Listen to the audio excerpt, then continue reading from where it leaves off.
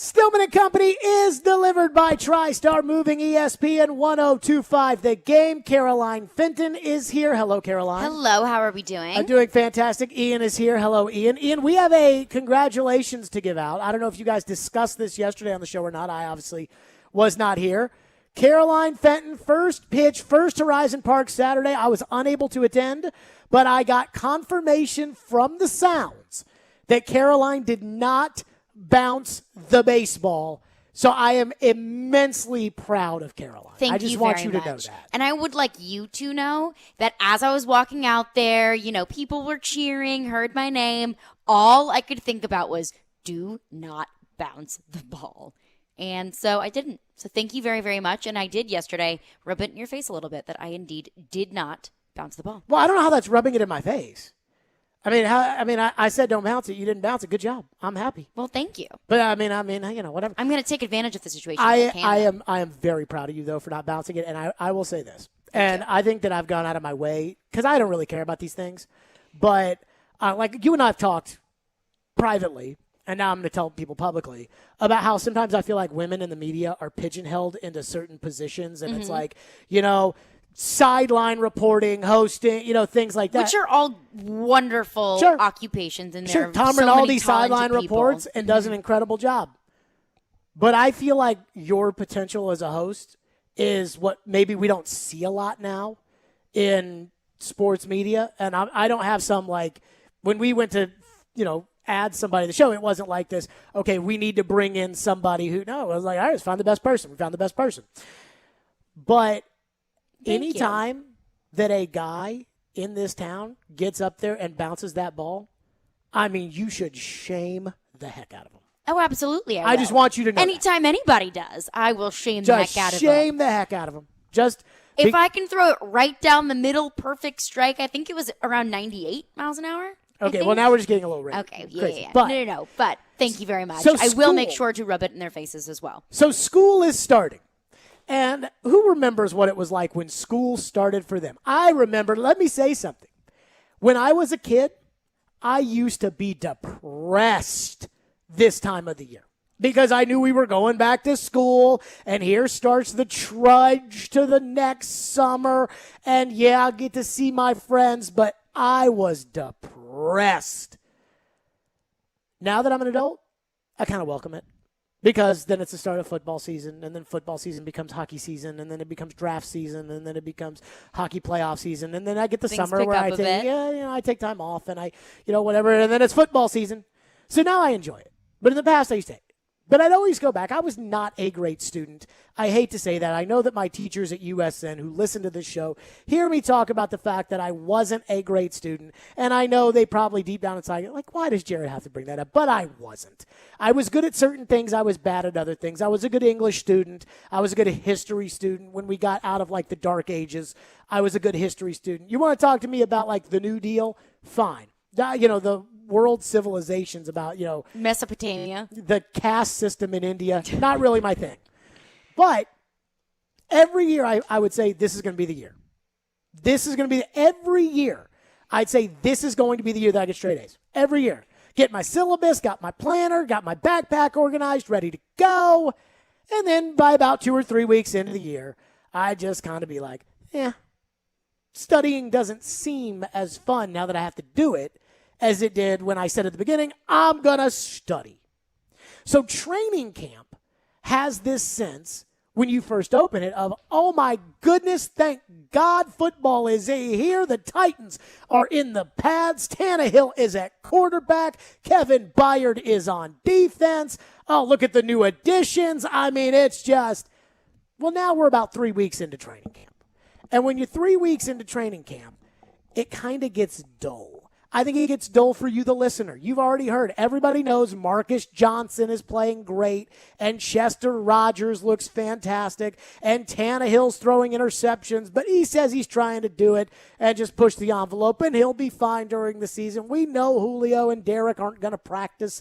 We know it's good to see Farley and Dupree off the PUP list. It's like, okay, we've seen all that now. We know the defense is supposed to be good this year. We've seen all of that. Like, we've seen it. We know. So I think it's kind of boring for you.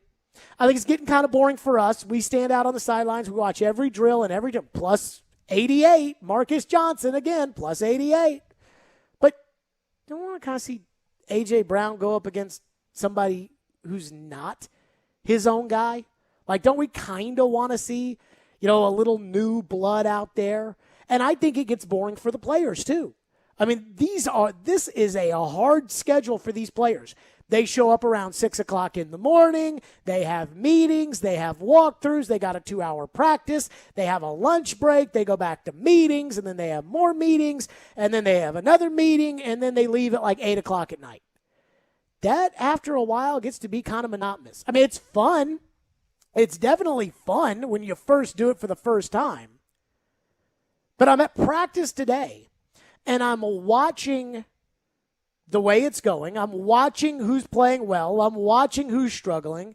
And it just kind of hit me. They need to take the next step now. Like the newness of training camp, the excitement of being out there, it's over. Like it's kind of over for us. We can tell you all about the practice. The fact that Anthony Ferkser had a great catch today. Kevin Byard had a fantastic interception of Ryan Tannehill in the back of the end zone. Marcus Johnson made some great catches. We can say all of that. But like, even for you, the listener, isn't it kind of, it's time for the Titans to get out there against somebody else. And I'm glad that it's happening this Friday against the Atlanta Falcons, because I think there's two things the Titans really need right now. One is I think they need to hit somebody else. I think the defense looks much, much, much better.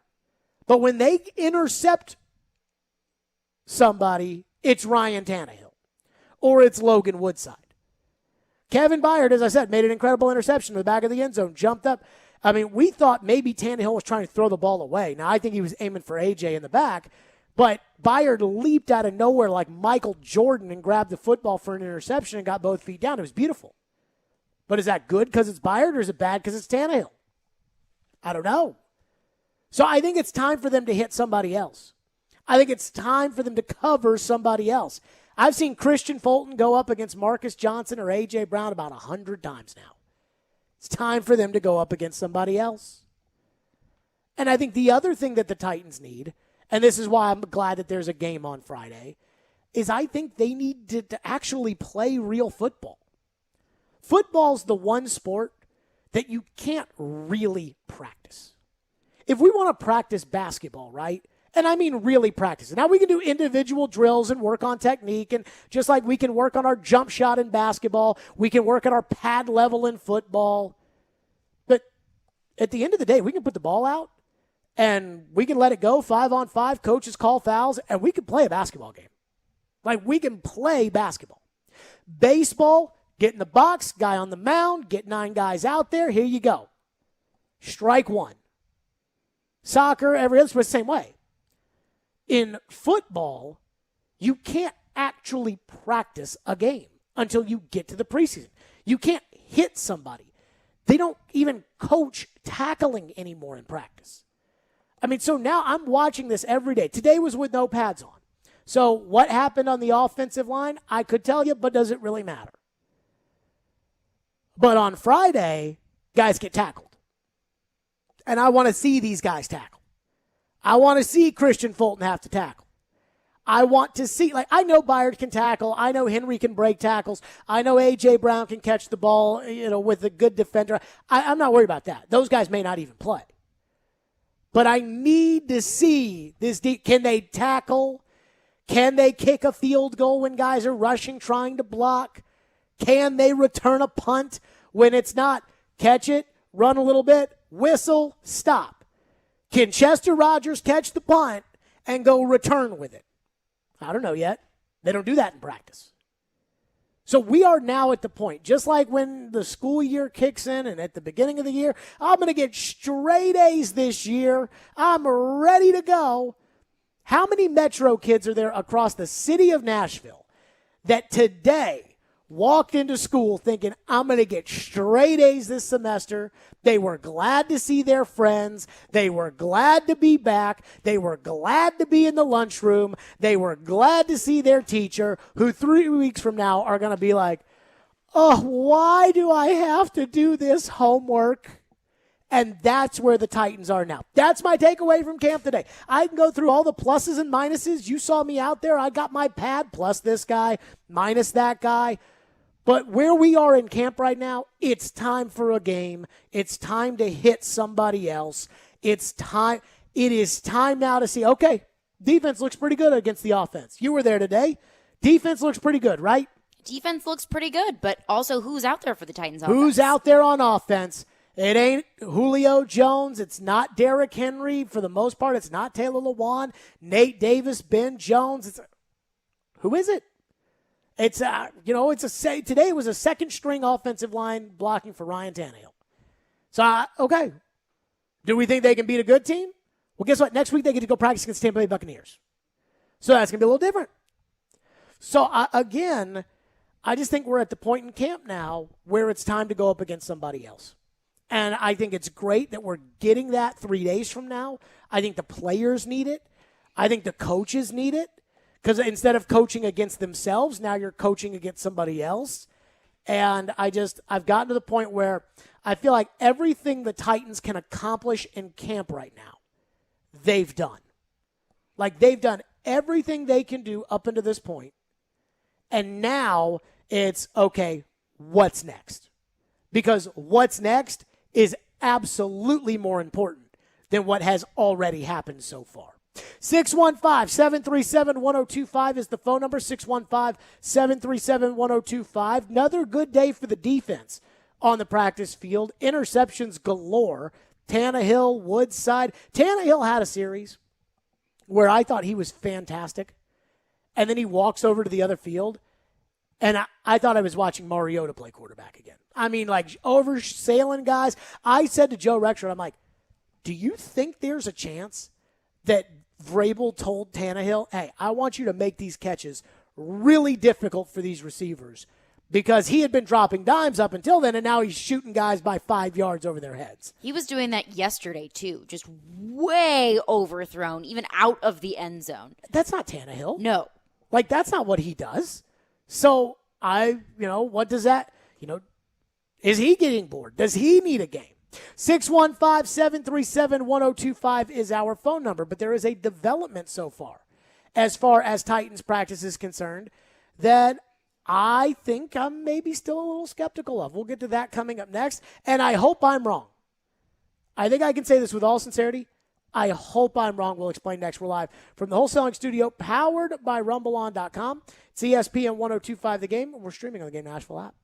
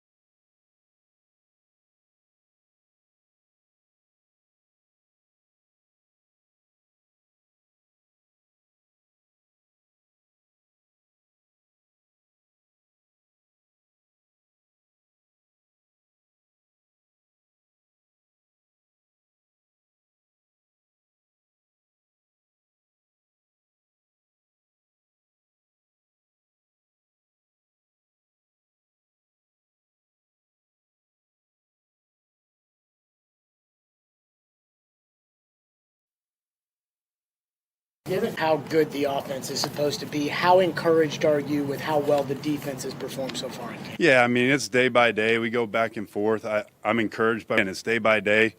We've still got a long way to go. We're 10 days in. Like, we haven't done anything yet. We got to keep improving, keep the focus on us, right? And then we'll see as we get into the season where this thing goes.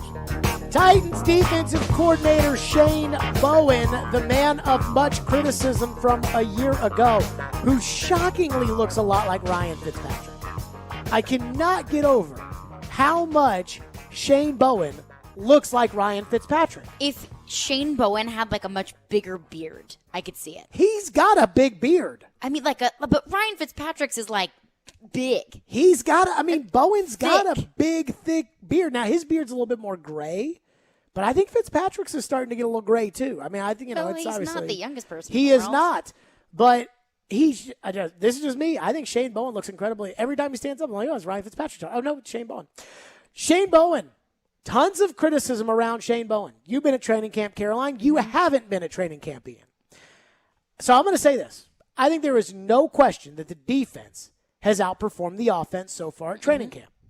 I think we also are skeptical of the Titans offense right now because Julio Jones hasn't practiced at all. Josh Reynolds hasn't practiced much. Derrick Henry hasn't practiced at all. A.J. Brown has picked and chose when he's practiced. Taylor Lewan has not practiced much. They haven't had any tackling. I mean, really the only consistent thing at practice right now on the offensive side of the ball is Tannehill, Ferkser, and Marcus Johnson.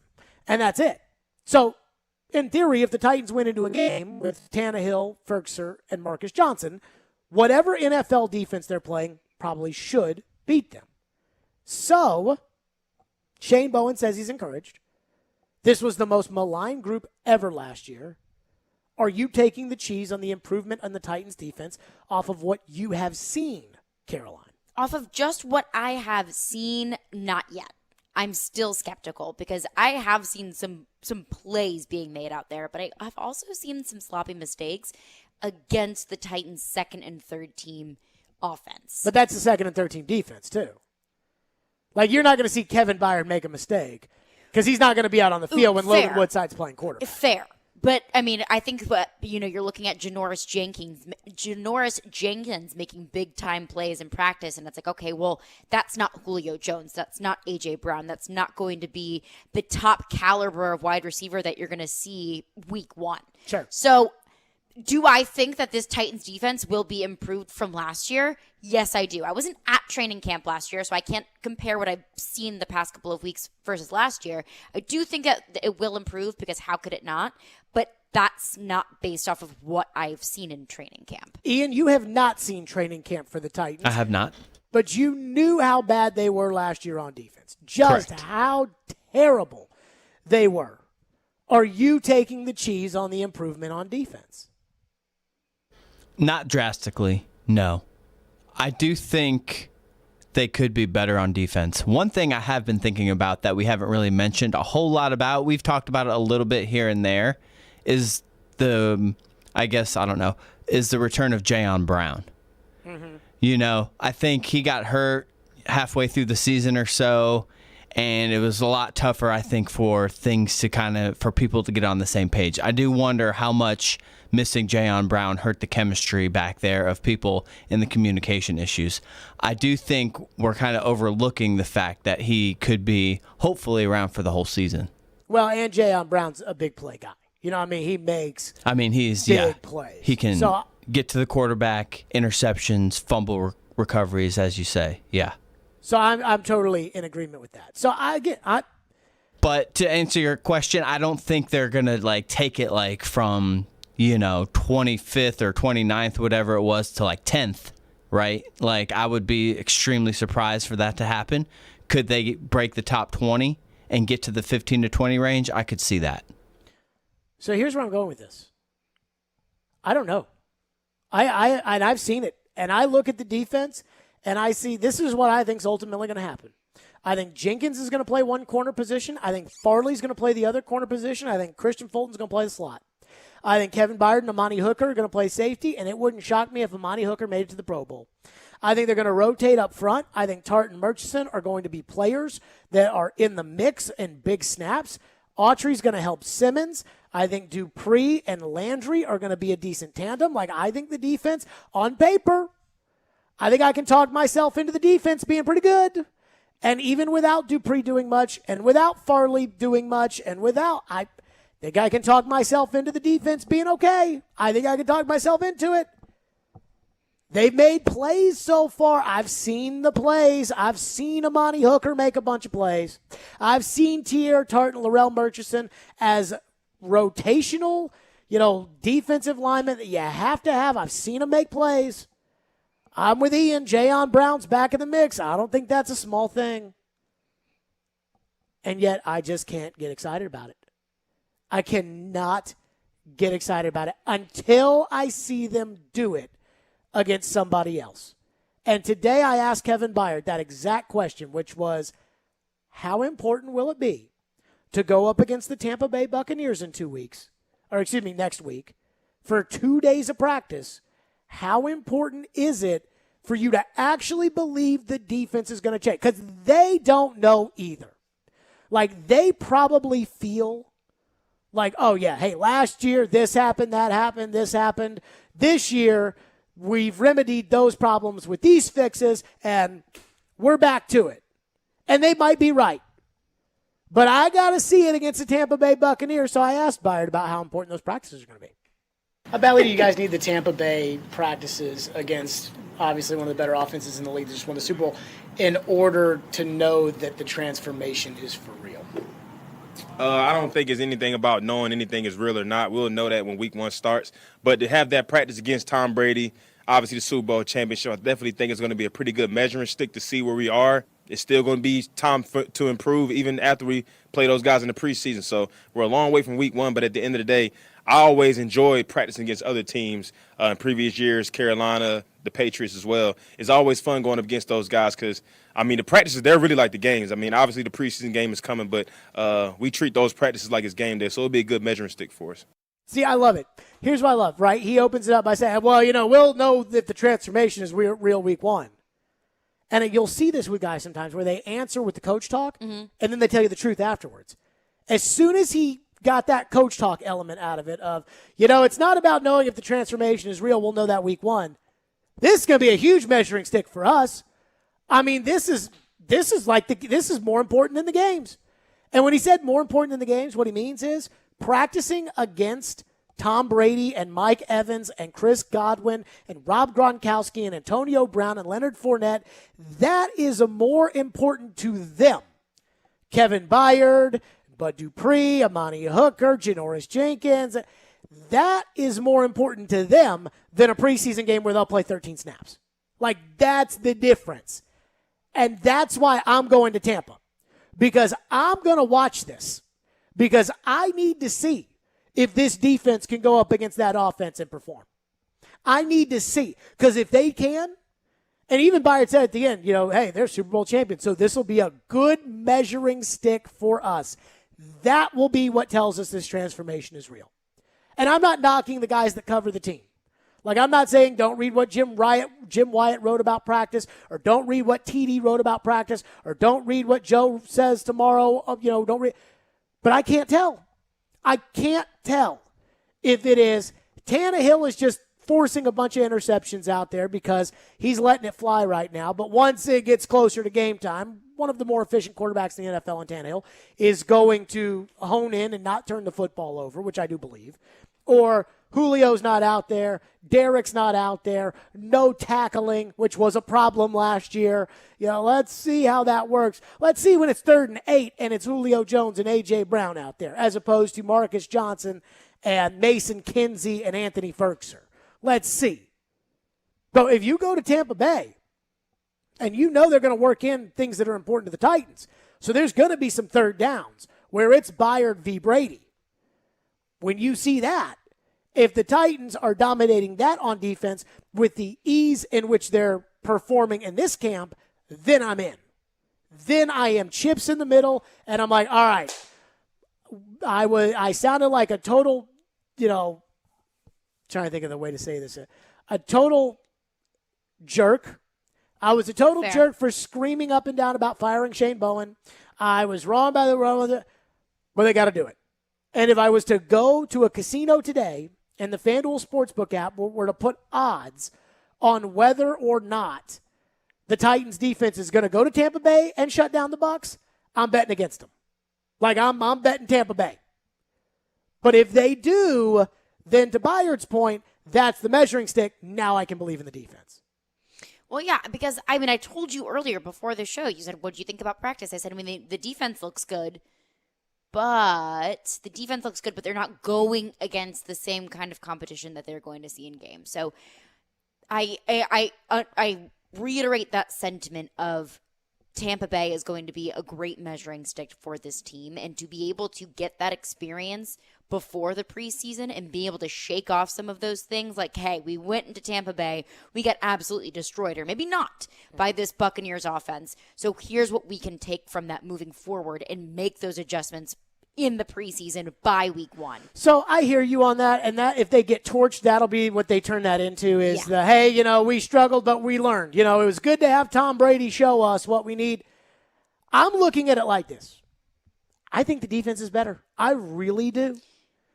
But the closest thing that I will get to real football until it is Kyler Murray and DeAndre Hopkins, and I don't know any of the other offensive players for Arizona. Ian, do you know any of them? For who? Offensive players for Arizona? Yes. A few, yeah. Who? DeAndre Hopkins. Well, I just mentioned him and Kyler. Other than that. Okay, I'm sorry. They got A.J. Green, Christian Kirk. Oh, that's right. They do have A.J. Green. That's right. Who is running back? Chase Edmonds is their running back. Okay. Who is that? I don't know. I'm spacing on a couple Benjamin is others. their backup. I know that for sure. See, you can tell Ian plays fantasy football, and I don't. Yeah, Like, that's when you know that's, all the random guys. Yes. So Ian just picked him up off waivers. the closest thing that I'm going to get to watching the Titan defense before I get to see them play a real game that matters is Tampa Bay next week. Oh, does James Conner play for the James Cardinals Conner. now? Yes, that is who I was missing. They signed him as their backup. I can't. He Whoa. might be a good player. He might be a bad player. I can't tell. Was he a product? Because that offensive line was good. And they drafted Rondale Moore as well. Damn, that's a lot of people. That is a lot of people. That is a lot of people. So those 4 receivers are kind of good, actually, So the assuming closest A.J. thing- Green is legit. The closest thing we're going to get to Evans, Godwin, A.B., Fournette, the closest thing we're going to get, or I should say to those guys in Arizona, is that. That's it. So I want to I'm believe. cool with that. I want to believe in the Titans defense. Shane, I want to believe. I want to be able to come on the air in October of this year with the number 3 defense in the NFL, which is probably a little ridiculous to suggest that, probably more like with the number 13 defense in the NFL. But I would love to come on the air and say, Shane, I was wrong. Shane, you are the next Jim Schwartz, thanks in large part to having Jim Schwartz there. But you're the next Jim Schwartz who was had a terrible defense in 2001, and they were much better than the AFC title game in 2002. I want to be able to do that. But I can't get excited about the defense right now. Fair? Fair. I am optimistic about the defense, but I'm not going to let that carry me away. Ian, fair? Fair. Okay, now let's say this. Let's say defense plays one real series against Atlanta on Friday, Okay. and defense locks them down, and defense plays well at Tampa in the preseason practices. Then do we have to be all in on the Titans defense? Because I will be. I will commit to the Titans defense if they don't give me any reason to be concerned. And I mean any reason to be concerned between now and next Friday. What do you mean by all in? Yeah, I don't know if I can go all in. Can I Like, be a I little will bit more believe- optimistic? Sure. I can't I go will say all in this. on that, though. Yeah, I'm with Ian. So I will say this. If they go to Tampa Bay and they outplay the Tampa Bay offense, where it's obvious, like how them outplaying their own offense has been obvious so far at camp, then we can start talking Super Bowl contention. Like, then we can, because if the defense is good, we're all banking that the offense maybe takes a step back, but is still going to be one of the top 5, top 6 offenses in the NFL. If the defense is good. I need the defense to be, like, really good. So you're talking like top 10 defense. Yeah. Like, it's hard for me to take away from two To practices. talk about That's gonna be Super that way. Bowl contention. I mean, nobody went into this year thinking that the defense had to be top 10 for them to compete for the Super Bowl. I mean, I kind of feel like it does. It needs to be top 15, I think.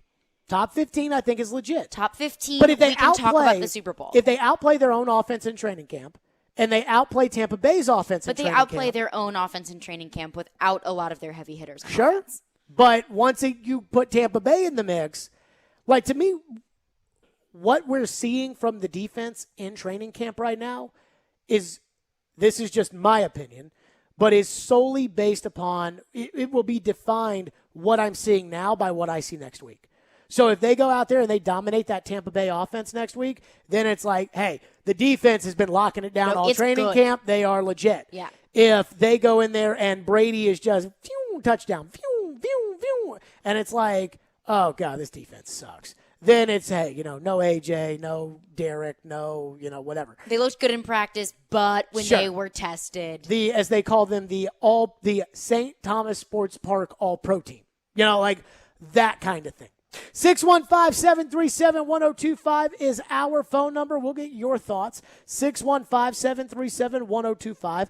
There is a development. Paul Kaharski versus A.J. Brown. Did you see that last night? I did see that last night. It was very spicy. We'll get our thoughts on it. 615-737-1025, Stillman and Company. We're going to be giving away some PBR tickets later in the show, so be listening for your opportunity to win those tickets. ESPN 94.9, by the way, is the official English radio home of the Nashville Soccer Club.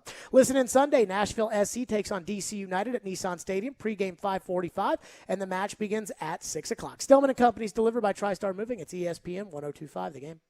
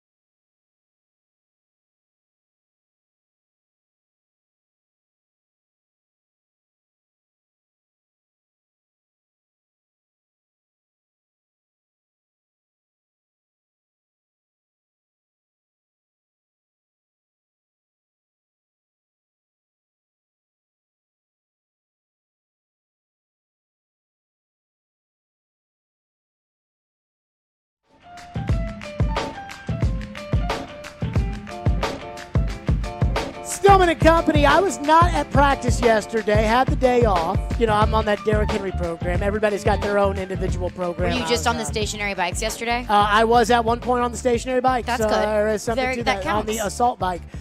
So I missed A.J. Brown versus Paul Kaharski, which apparently was just dynamite.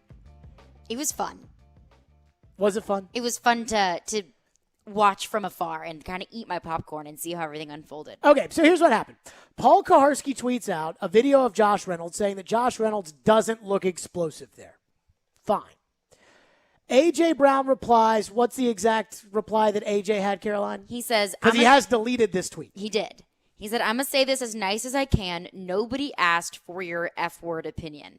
He's probably working through something like everyone else is in camp. I'll probably get in trouble for this, but I don't even care. Need to learn some respect fast.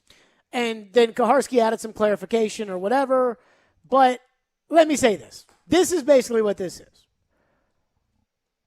I saw the video Paul posted of Josh Reynolds. And I saw what Paul said about he doesn't look explosive. I mean, how much are we supposed to care about a guy looking explosive in the warm-up drills when he's a lock to make the team, which Josh Reynolds is a lock to make the team. Don't let Josh Reynolds is going to make the Titans, everybody. Like, let's just be honest. He's going to make the team. So how much do I really care about the guy not looking explosive in a warm-up drill? Probably not a lot. A.J. Brown fires back at Paul. And everybody was talking about it. When I got to camp today, because, I was off the grid yesterday, and when I got to camp today, everybody's like, did you see what A.J. and Paul got into? And, like, when I hear that a player gets into it with Paul Kaharski, like, that doesn't surprise me. I mean, I saw Wesley Woodyard one time want to fight him in the locker room. And I saw Darren Bates, of all people, be the guy who was, like, kind of separating it. So, this is not the first time that anybody's – but, like, am I supposed to, like, I think people think this is juicy and drama-filled. I'm not really sure that it, like, matters. Like, Paul's going to do what Paul does. That's what he's always done. And he's going to have opinions on stuff, just like I'm going to have opinions on stuff, just like that is the job, is to be opinionated on this. And I'm not sure I care about Josh Reynolds not looking explosive in a warm-up drill, but Paul's entitled to talk about whatever he wants to complain about. And then on the A.J. front, about he's probably working through something like everybody else, I don't give a crap about that. Like, guess what? And A.J. knows this better than anybody else. When you play in the NFL, you're going to be hurt at some point. And Bud Grant used to say this, and I know this because Floyd worked for Bud Grant, and so did Pete Carroll, and they told me about this one time, which is, Bud Grant used to say, anybody can play great when they're fine. Great players play great when they're injured. So I've always kept that in my mind, that when we talk about our love for Steve McNair, it's about how well he played when he was injured. And that if Derrick Henry is hurt, we don't care. If Derrick Henry's out there, and this is what I've always said about sports, because hockey does this a lot, where they don't talk about injuries, and then a guy stinks in the playoffs, and it's like, you didn't know this, but he had a bruised pinky toe, and you hear it all the time. And the Bobos will shout it from the top of, hey, be easy on Ekholm. He had a bruised pinky toe, Jared. And it's like, then don't play. Like, if you're not going to be ready to go, don't play. And I've always believed that. So AJ can sit there and say, hey, everyone's working through something in camp. Then don't practice. If you don't want to be judged by what you do in the practice field, don't practice. You don't want to be judged by what you do in the game because you're hurt, don't play. Now, we're going to judge you about how you don't play, but don't do that. But ultimately, I'm not sure I really care about this argument. But to that, I say, why does A.J. Brown care what Paul Kaharski has to say? I don't think he should. I don't think that he should. Why don't you just stay off of Twitter and do your thing? So I have long since believed that everything outside of the sport, like when you walk through the door, I think I can say this. When you walk out of the door of the Titans facility, it says something along the lines of, remember that when you exit the door, what happens here stays here. And I think it says the same things on the doors in New England. Because one time Floyd made some comment about that's there's something written on those doors in Foxborough, and then he wouldn't tell me what it was. And I'm guessing it was the same thing, especially considering that the coach and the general manager are expatriates. Mm-hmm. Like sports talk radio, Twitter, blogs, message boards, where we've gotten from there to here. Like, that is the playground of all of this. This is it's entertainment for the fans. You, the players, should never care about what I think. No. Because what I think ultimately doesn't matter. That's why I get a kick out of the fact that I'm clearly under John Hines' skin. I'm clearly under David Poyle's skin, and I don't care because they need to do a better job. He needs to do a better job running that team. He needs to do a better job coaching that team. But ultimately, no one gives a rip what I think. I mean, everybody, when David Poyle said, I know more than you, they were like, get him. But when they were getting their rear end spanked by Detroit and Columbus in February, and they looked like one of the worst teams in hockey, and I'm saying, maybe it's time for a change. Or, yeah, get them. Like, that's just fan bull crap. That's what it is. And players got to realize this. Like, you've got to realize this.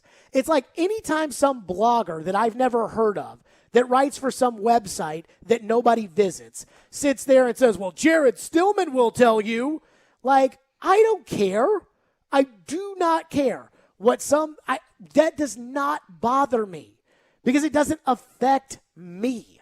And so I'm with you that A.J. Brown shouldn't care, but I also understand that he's like 24.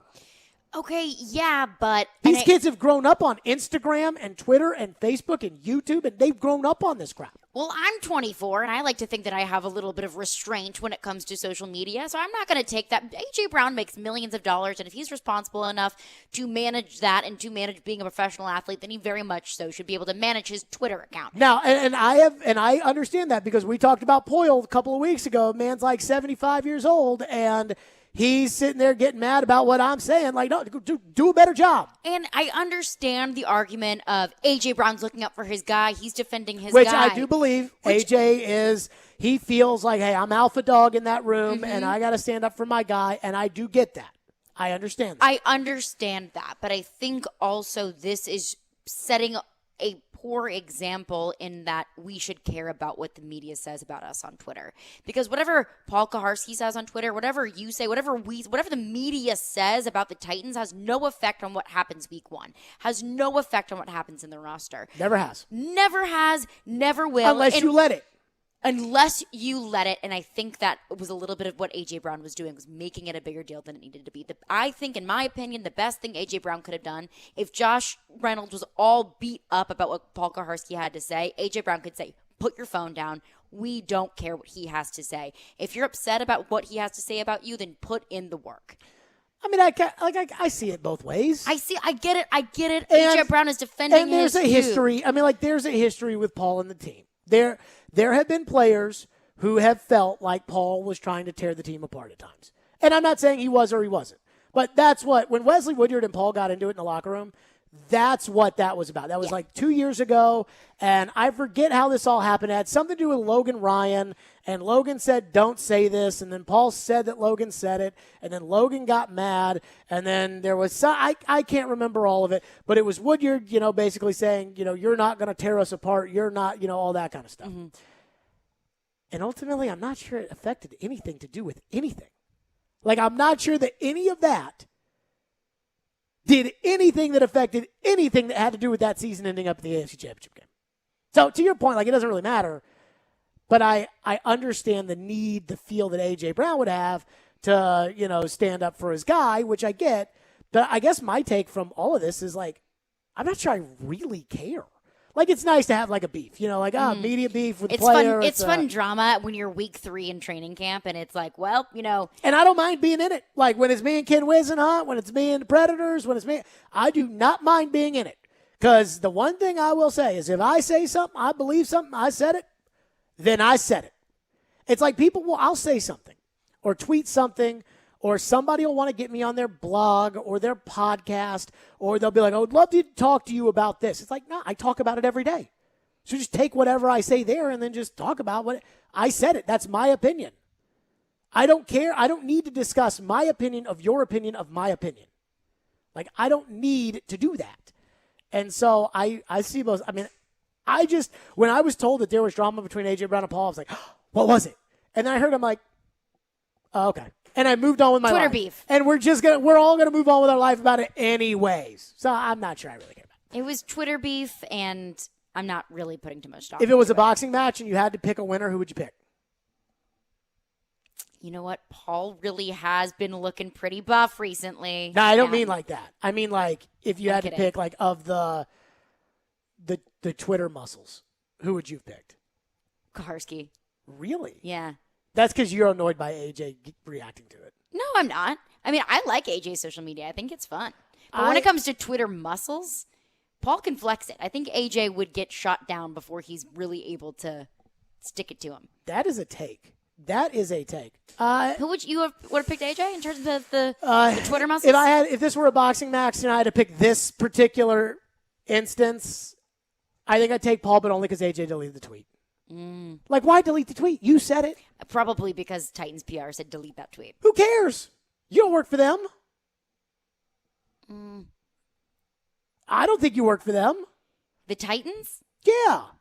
If the team that you play for that pays you millions of dollars says delete your tweet, you're not going to? If Tom Brady is selling some crap on Instagram, and the Tampa Bay Buccaneers say, hey, Tom, can you not post about that butt cream that you say just makes you just awesome? You think Tom would say, okay, Tampa, I won't pump my miracle butt cream? No. He's like, guys, I got money to make. Well, this is different. No, it's not. Why not? Because AJ It's is not a an grown ad. man, and he can do whatever he wants. It's not an ad that he's making money from. I stand by what I said. If he kept the tweet up, then I would have called it a split decision, but Okay. I'm going with Paul because he deleted the tweet. All right, fair. 615-737-1025. We got a lot of your Titans texts to get to, so we will do that next. 615-737-1025 here on Stillman and Company. Let me tell all the fine folks out there about my friends at TriStar Moving. I have been telling you about TriStar Moving, the official presenting sponsor of Stillman & Company. I have been telling you about TriStar for a while, and my most recent move was last winter. I guess November counts as the winter. Last November, I moved with TriStar Moving, and it was absolutely stress-free. And I'm telling you, a lot of things about buying my new home was not stress-free. The moving with TriStar Moving was absolutely stress-free. That's why their motto is TriStar Moving with 5-star service. You'll get 5-star service throughout the entire process. Everything was taken care of, from covering the floors and banisters, railings, front door thresholds, the door itself. They wrapped and protected all of my furniture, and they'll do the same for you. And they put all of my TVs in protective boxes, and trust me, I've got a lot of TVs. They have a brand new state-of-the-art storage facility in Mount Juliet I've been telling you all about for a while now. So again, if you got a place you got to put your stuff, Mount Juliet, they've got it. The owners, Garrett and Robert, true Nashvillians and good dudes. And I vouch for them on that one. And they truly care about helping their community. They're from Nashville any way they can. If you're looking to move, give my friends at TriStar Moving a call, 615-640-1219, or visit the website, nashvillemoving.org/radio. They'll give you 5% off the entire move. TriStar Moving. Jared Stillman, tell them Jared Stillman sent you for 5% off your entire move. My official movers, that's TriStar Moving.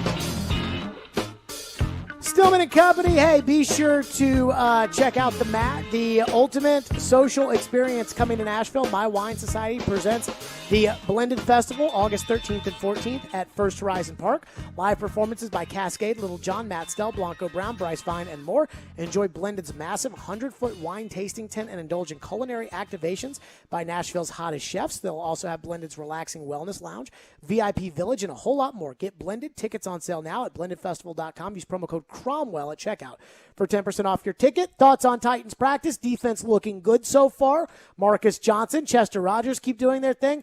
And we got A.J. Brown and Paul Kaharski getting into it on Twitter. So let's go to your phones. As promised, text line driven by WilsonCountyHyundai.com. What's in there? Michael from Missouri texts in and says, I know Rashaan Evans isn't the most important player on the Titans defense, but I thought he was better in his second year than he was last year, and I think that partially hurt the defense. I just haven't heard anybody talking about him in camp, and I know they're not tackling, so it may be hard to evaluate him, but has he been around the ball on running plays and shown any improvement in coverage? Rashaan Evans has got a lot of pluses. You know, when I go through a guy makes a good play, plus 54, he's gotten a handful of them, and I do sometimes, based upon coaches' reactions to things, give guys plus or minuses. So when I hear Vrabel yell, good job, Rashaan, I'm going to have to give a plus 54, right? He obviously did something right. Right. Like, whatever Vrabel's telling him to do, he did, so plus 54. Today, somebody got just screamed at and taken out of a drill, or it was team period, took the guy out, put somebody else in, minus. So, not Rashaan, but if somebody else. Mm-hmm. And, boy, Evans has gotten a lot of praise from Vrabel. Like, during practice. Of, you know, good job, Rashaan. Wait, you know, Vrabel has given Evans a lot of praise. I mean, I believe that with the defense, adding Autry and Dupree and Jenkins and perhaps Farley and having Fulton for a whole year. Maybe it's optimism. Maybe it's the truth. I don't know. But I do feel as if a high tide could raise all boats. So if Autry and Simmons work great together as a tandem and Dupree is forcing quarterbacks to let go of the ball quicker and the secondary's holding guys down, then I think it makes a guy like Rashaan Evans better. So as far as individual play, I mean, I can circle guys that I think have played well, but I think with the massive changes that they've had on defense and the investment that they've put on it, I think you have to believe that the effect will be a positive for everybody, as I believe losing Logan Ryan was a negative for everybody, if that makes any sense. Yeah, that makes sense. Josh also texts in and says, what's the most important thing that we should see succeed in the preseason game? He said, for me, I need to see some pressure and dominance from the depth at defensive line. Kicker. I mean, they're not going to play the good players in preseason. Here's why they're not going to play the good players in preseason. If they were going to play the good players in preseason, they'd do it in game 2. Mm-hmm. But because they're going to have 2 practices against the Buccaneers, I think you're going to get 2 series maybe out of Tannehill and co. in that second game. So what are you going to take away from 2 series? Probably nothing. So take that out. Mm-hmm.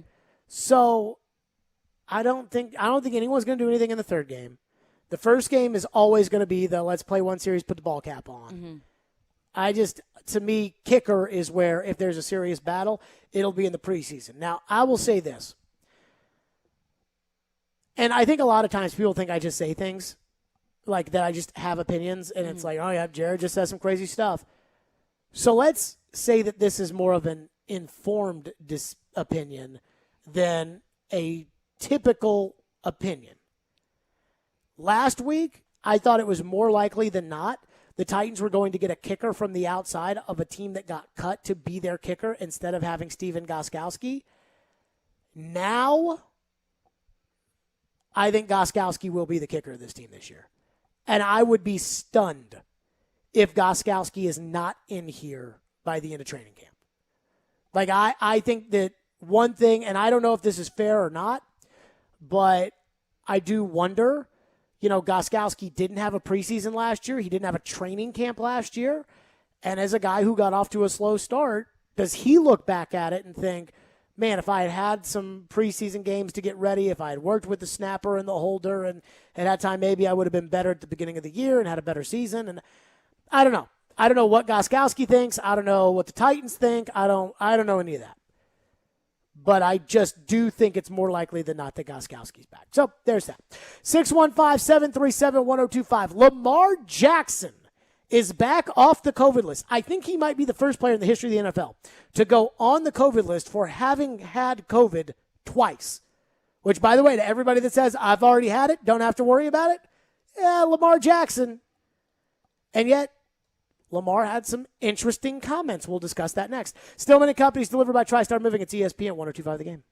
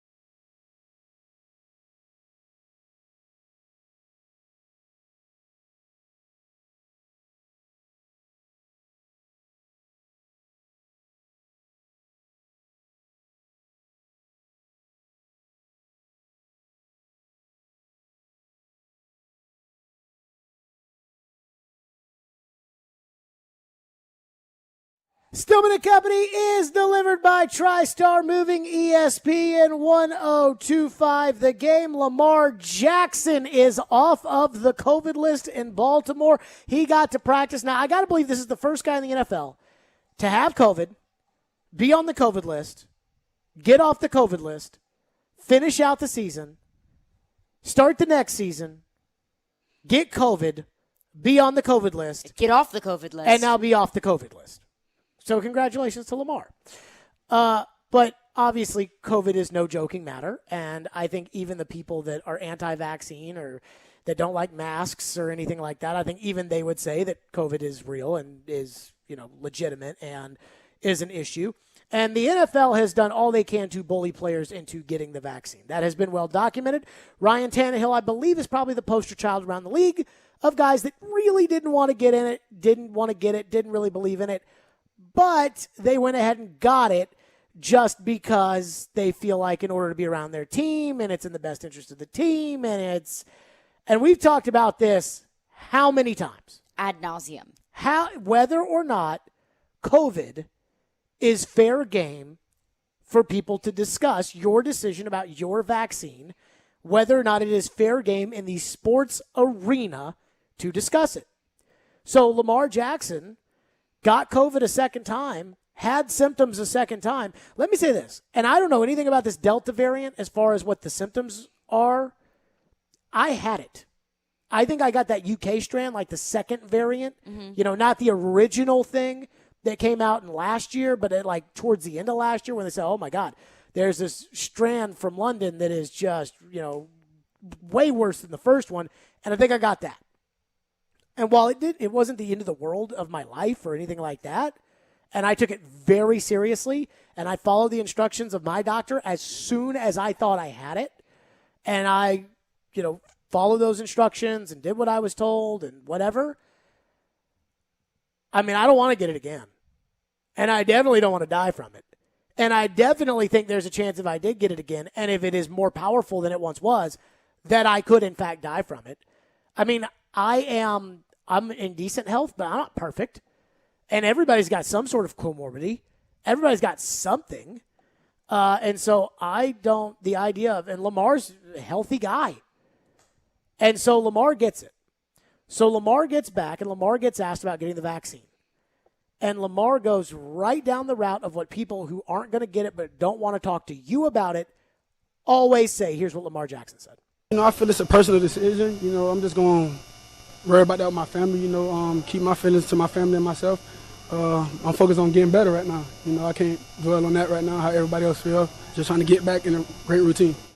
Okay. And then Lamar said that, trying to show that he's a team player, said that he's going to talk to the team about this decision.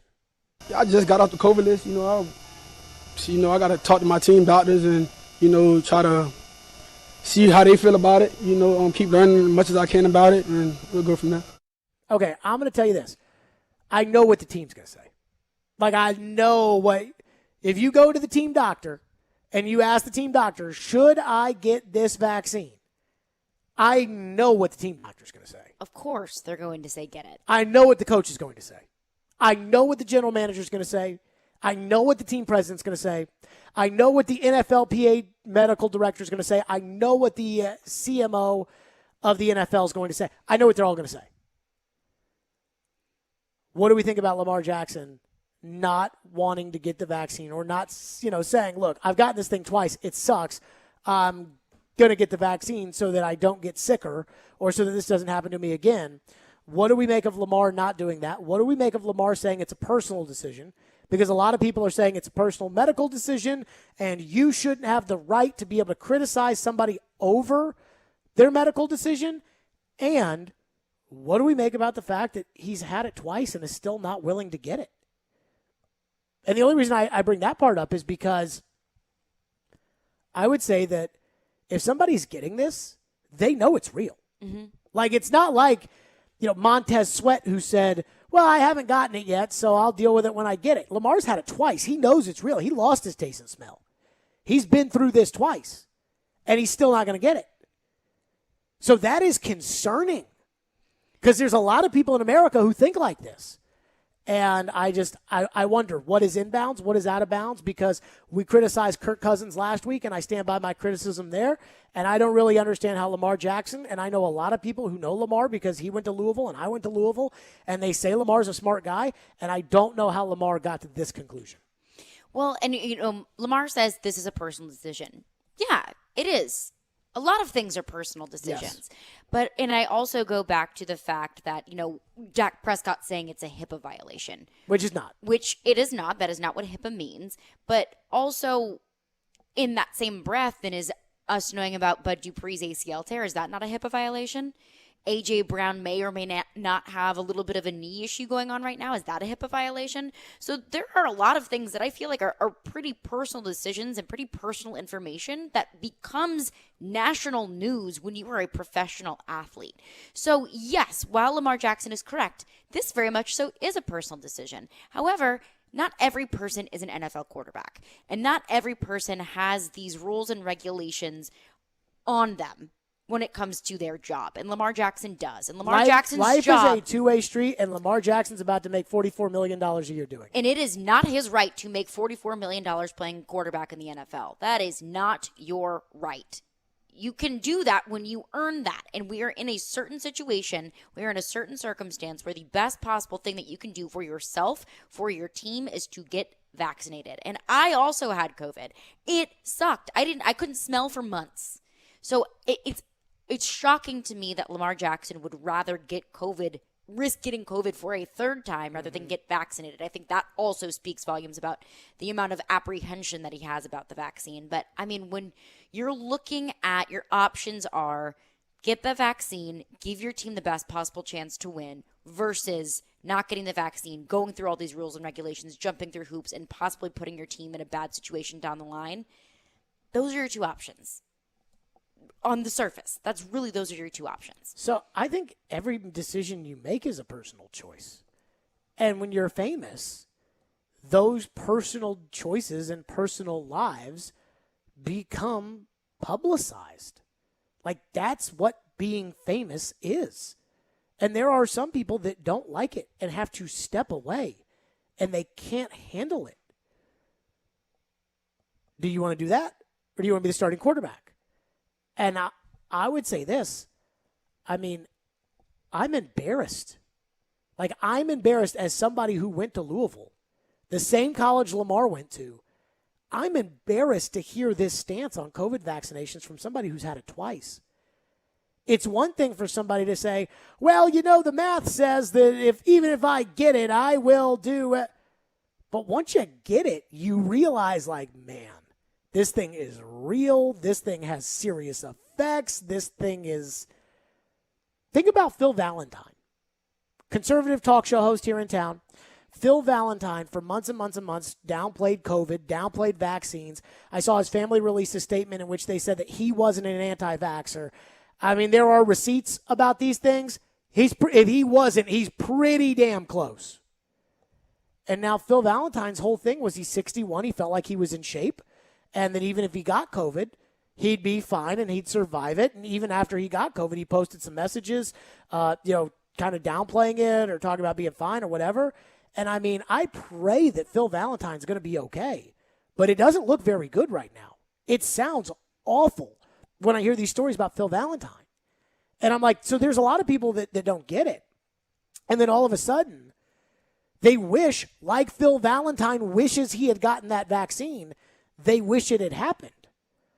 I wonder if Lamar, having defeated it twice, kind of gives him this sense of, well, I don't trust the vaccine, but I know I've beaten COVID twice, so why not try to beat it a third time?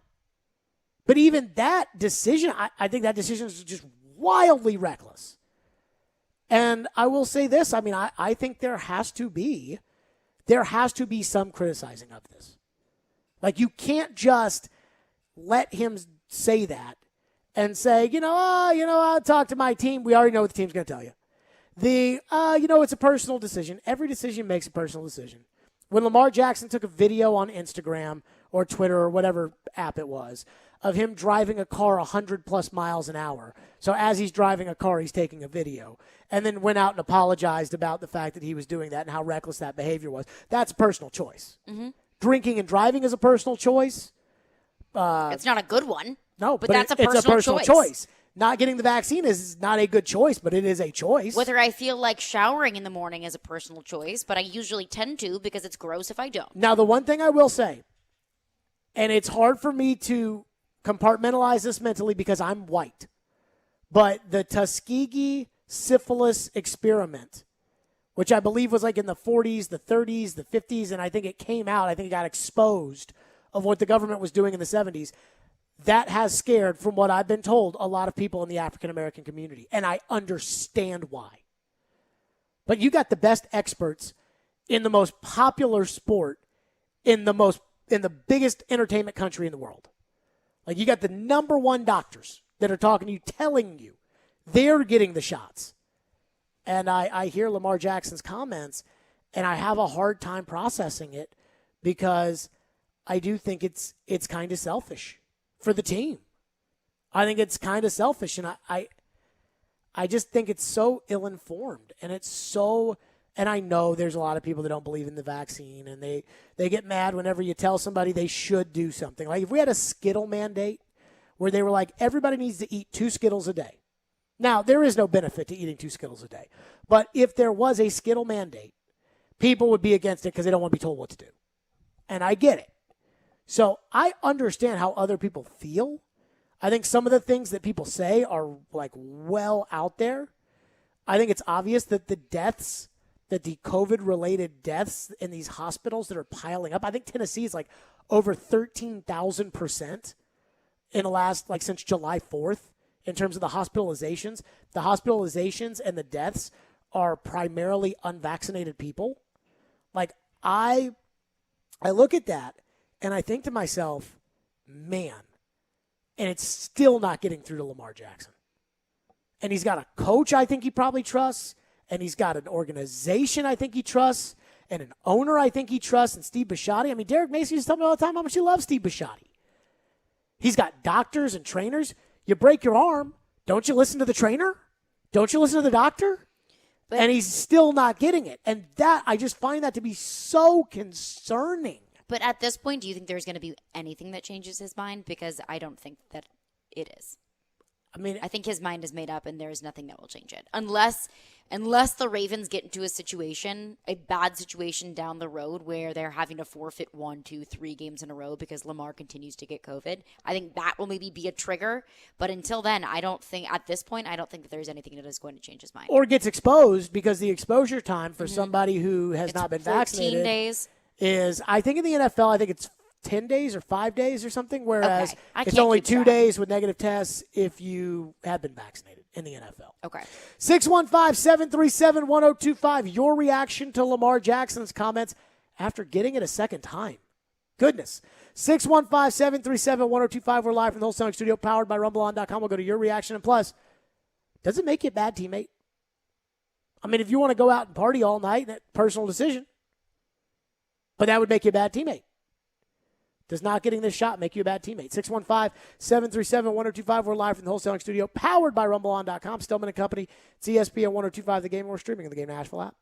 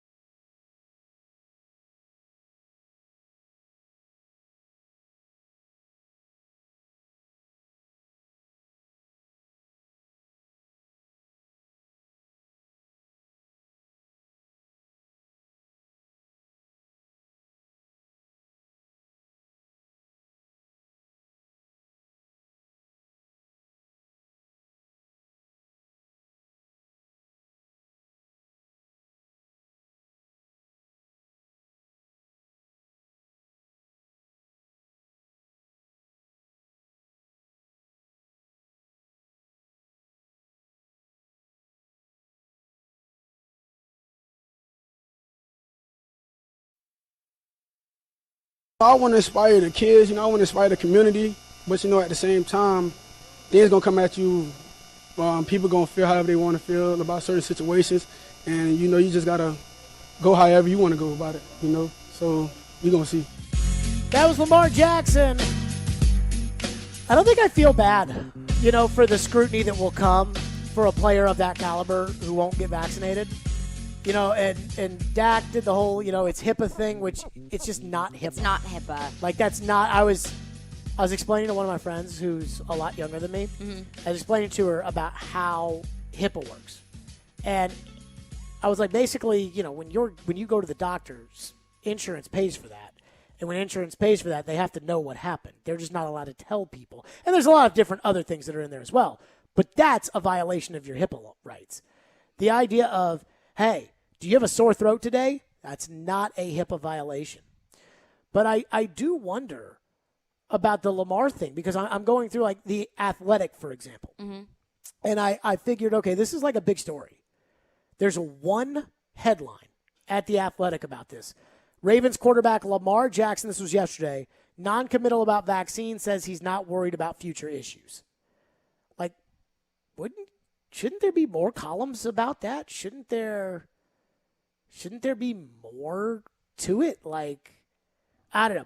They write, quote, even if Jackson is now immune from the virus for a period of time because he just had it, he's at risk for having to be away from the team for 5 days if he's deemed a close contact to a teammate who tests positive. If he was vaccinated, he wouldn't miss any time as long as he produces a negative test. The league has made clear this season that a team will be at risk of having to forfeit if it has a COVID-19 outbreak spurred by breaches of protocol and or unvaccinated players. Since the moment he became a Raven, Jackson has talked about nothing more than his desire to win a Super Bowl. He's downplayed his personal achievements, such as becoming the second unanimous MVP in league history in favor of team ones. With that, he was asked Monday about whether competitive considerations could impact his decision to get vaccinated. We know what Jackson said. Jackson spent nearly half of a 9-minute session with the media following Monday's practice fielding COVID-related questions. He spoke animatedly at different points, like when he was asked his reaction when he tested positive. And Jackson said he was heartbroken and he wasn't looking forward to it right before camp when he got vaccinated. But I don't know. I don't know if you're able to say, like, it makes you a bad teammate if you don't get it. I understand people don't want to get it. But I think, when it comes to football, that's a high-profile job. And when your coach tells you to do something and your trainers and doctors and when everybody tells you to do something and you don't do it, and it hurts the team, which missing the first 10 days of practice will hurt your football team, I think it kind of makes you, I don't want to say it makes you a bad teammate because – but, I mean, if Dennis Rodman goes out and parties all night and doesn't show up for the game on time, he's a bad teammate. That's a personal decision. I don't know if I'm willing to say he's a bad teammate. I think I can say that's a bad decision for the team. I think that you're using poor judgment on behalf of your team. But to call someone a bad teammate, I think that a lot of bad decisions need to accumulate into that. I think overall Lamar Jackson is a team guy. So I was embarrassed with the NC State coach when because this was the first team that really got, and I have sympathy for NC State, but I mean, they were the first team that just got porked by the Delta variant. Yeah. I mean, the Delta variant just absolutely wiped them out. And I think they would have had a chance to win the national championship. I do too. And so I do feel bad, but I was embarrassed by the coach getting up there saying things like, I'm not here to talk about politics. Well, health is not political. And one president took credit for the vaccine, and the other is begging you to get it. So of two men that don't agree on anything, they agree on that. So I don't know where the line is. Let's go to your phones. This should be interesting. Phone lines are driven by WilsonCountyHyundai.com. Sean is up next. Thank you for calling the show. Go ahead, Sean. Hey, Jared. I got a couple questions I'd like for you to answer first. Number one, Sure. If someone gets the vaccination, can they then contract COVID after they get a vaccination? Is that possible? Correct. Okay. Is it possible for a person who's been vaccinated to carry the virus? Yes. Okay. Then what is the big deal about forcing people to get vaccinated? I don't see the benefit to that. So The I think benefit there's really I think there's is two individual things here, benefit. and I'm going to use Sean, I'm going to use Phil Valentine as the example here. You're familiar with Phil Okay. Valentine, right? Yes, sir. Okay. So the vaccine, and this is the case with, first of all, nothing is 100% in anything. Like like no medicine is 100%. You can have, and I appreciate your call, Sean. You can have a fever, take a Tylenol, and it not lower your fever. Like nothing in medicine is 100%. And I'm not a doctor. So when I get asked questions that are like, I'm not a doctor, but I'll use Phil Valentine as the example here. The key to the vaccine, and when this vaccine was made, it wasn't made to absolutely keep you from getting the virus. Now, the strain of virus at the time, it did keep you from getting, and it did keep you from transmitting. But the big key with this is it keeps you from dying. And I go back to Phil Valentine, and I read the other day, and I think they really haven't given a couple of updates in a while on him. And I am very, very in tune with what's going on with him. I mean, you're talking about a talk radio, I would say, icon in Nashville, but, a guy who has been doing it for a long, long time. And while I don't agree with everything Phil Valentine says, in fact, I don't agree with a lot of what Phil Valentine says, I mean, what's happened to him is tragic. But the key is that vaccine keeps you from being in that situation. It keeps you from a grave illness. And that's the key to this. And the second part I'll say is there are a lot of people that are, mad at the NFL for making the rules the way the NFL makes the rules. Well, I don't like the fact that if the ball bounces out of the back of the end zone, the other team gets it at the 20-yard line. I hate that rule. But I know that if Anthony Ferguson fumbles the football out of the back of the end zone, it's going to be Jaguar ball at the Jacksonville 20. So you may not like the rules that the NFL has put out. You may look at it and say, well, I don't understand what the point of getting the vaccine is if I'm not sure what that point is if you can get it or if you can carry it, even if you've already got the vaccine. What's the point? And to that, I would say, those are the league rules. So if Lamar is exposed, and what we know of COVID, Lamar can't be infected tomorrow. Like, that's what we know, right? Correct. If Lamar is exposed to somebody tomorrow who tests positive for COVID, he's out 5 days. If the Titans are playing the Ravens on a Sunday, and they don't play this year, but as we've seen the last couple of years, they always seem to find each other one way or another. If the Titans are playing the Ravens and Lamar is unvaccinated and Lamar Jackson goes and is exposed to somebody on Wednesday of a game week, he's out. That could be a playoff game. And the NCAA in baseball proved they don't care. Like, they don't care. Whether or not you got symptoms, don't this, that, there's no bending of the rules. The NFL's not going to bend the rules. So those are the rules. I didn't write them. But those are the rules. You may not like them. But like I said, I don't like the ball being fumbled out of the back of the end zone, put it at the 20-yard line. I don't like it. James is up next. Thank you for calling the show. Go ahead, James. Well, when it comes to Phil Valentine, we have to make a caveat there that he had never had COVID and never got the vaccine, therefore he never had the antibodies. So what he's dealing with is an initial onset of COVID, which is, in his case, deadly because something didn't happen in his body to protect him. Now, when I got the COVID vaccine, because I've never had COVID, I was given the artificial antibodies that protected me from dying from COVID. When Lamar Jackson got COVID, he got the natural antibodies that keeps him from dying from COVID. He can get it again just like we can. He can spread it just like we can, but he can't die from it because he has the antibodies already. So I don't think that Lamar having the antibodies from the first time he had it is why he didn't die this time. Though I'm not a doctor, and I also don't think the NFL cares about your natural antibodies. I think the NFL is going to say NFL's problem. Then it's no, it's not following the science. Which is also Lamar Jackson's problem. If it's the NFL's problem. Yeah, the NFL is going to make the NFL's money. They're going to go on as a football league no matter what. If Lamar Jackson gets knocked out of a playoff game because he gets exposed to someone who doesn't have the vaccine, it's not Lamar. It's not the NFL's problem. Like, that's not. I get it, and I don't even. This is what I know. And again, I'm not a doctor, but I listen to doctors. And I would implore that you listen to doctors too. I'm not a doctor. Caroline's not a doctor. Clay Travis is not a doctor. CNN is not a doctor. Fox News is not a doctor. Like, talk to a real doctor on this. But, I mean, I think that Lamar, having had it last year and getting it again this year, should be a red flag to players of like, whoa. Here's the thing I hate about stuff that's serious. And I'll liken this to when I take the boat out. When I take the boat out, one of the first things you learn when you have a boat, and I don't have a boat, but I have a membership to a boat. But one of the first things you learn is when you're in charge of that boat, you may be your friends and you want everybody to have a good time, but you better not let somebody do something stupid.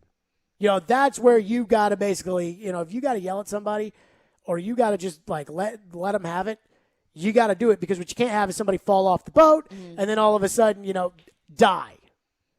And I hate when something has to happen and somebody has to die in order for there to be like a realization that this thing is real. 600,000 people have died of this.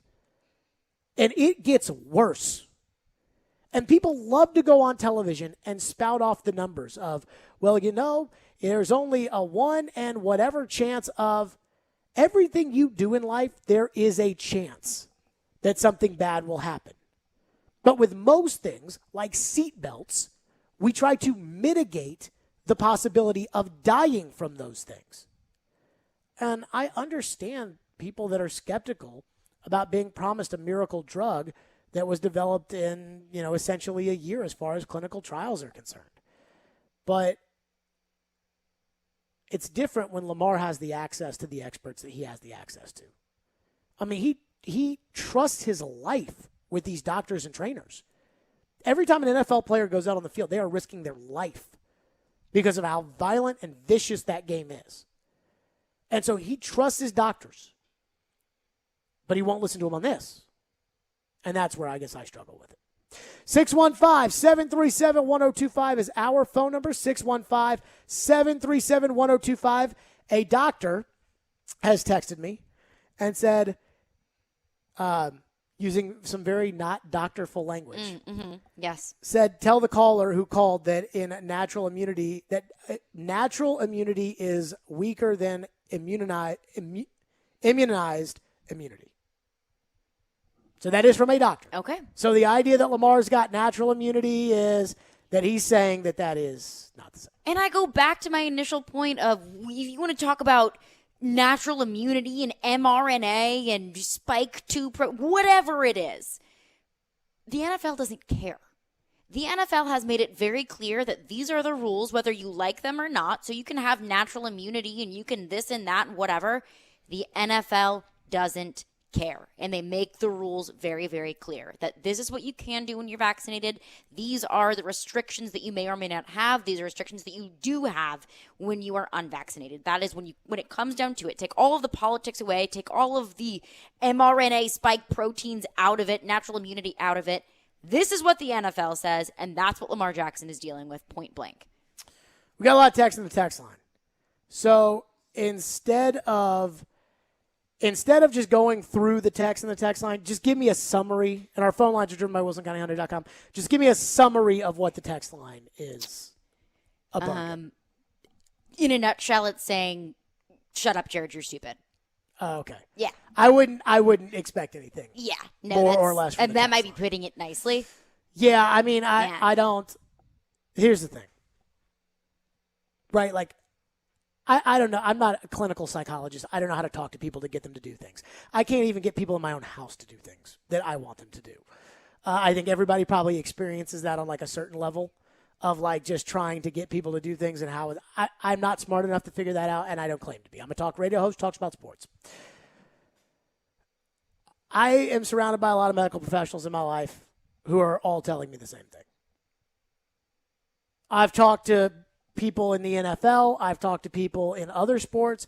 I've talked to doctors at your local hospitals that when you get sick, you go see them. I've talked to them. I mean, I think you would agree with me that I have a pretty direct line as far as Nashville medical consulting is concerned. Yes. I'm just relaying the message. And if one person hears it, like one person, and I don't know if anything that I've said on the radio would convince anybody to get this shot. I have no idea. But if one person hears it, we can have an audience of thousands, and we do. I mean, this is a very popular show. And if everybody tunes out, but the one person hears it, gets the shot, and lives because they got this shot, I'll be happy with myself. Like to the crowd that's like, you just lost a listener. You just did this. You just did that. There are a lot of people crowd. saying that that you just lost a listener, and then they said You that like noticed it around last the week, text, yeah. and then the next day they're like, "So what about that defense?" The text line is very, you just lost a listener, and they need to trade Forsberg. This is not something. It's like in a relationship when it's like, never talk to me again, and then they're like, you up 2 hours later. Yeah, it's essentially like that. Yeah. But I mean, I think in life it's about priorities. So if one person listened to this radio show and got the shot, then it's all worth it to me. That's the way I approach it. 615-737-1025 is our phone number, 615-737-1025. We got more developments at Titans camp and Todd Downing. By the way, I got caught on a hot mic. The mic is always Did you hot. hear it? I didn't hear it, no. Okay, so I didn't hear it either, but I know exactly what I said. I'll just address it next. Stillman and Company, delivered by TriStar Moving. 615-737-1025 is our phone number. Let's tell all the fine folks out there. Sounds baseball tonight. The Sounds are on the road at AAA Louisville, the affiliate of the Reds. Pre-game show with Jeff Him at 5:15. First pitch 5:30 on 94.9. Sounds baseball on ESPN 94.9 is presented by 312 Pizza Company and Farm Bureau Health Plans.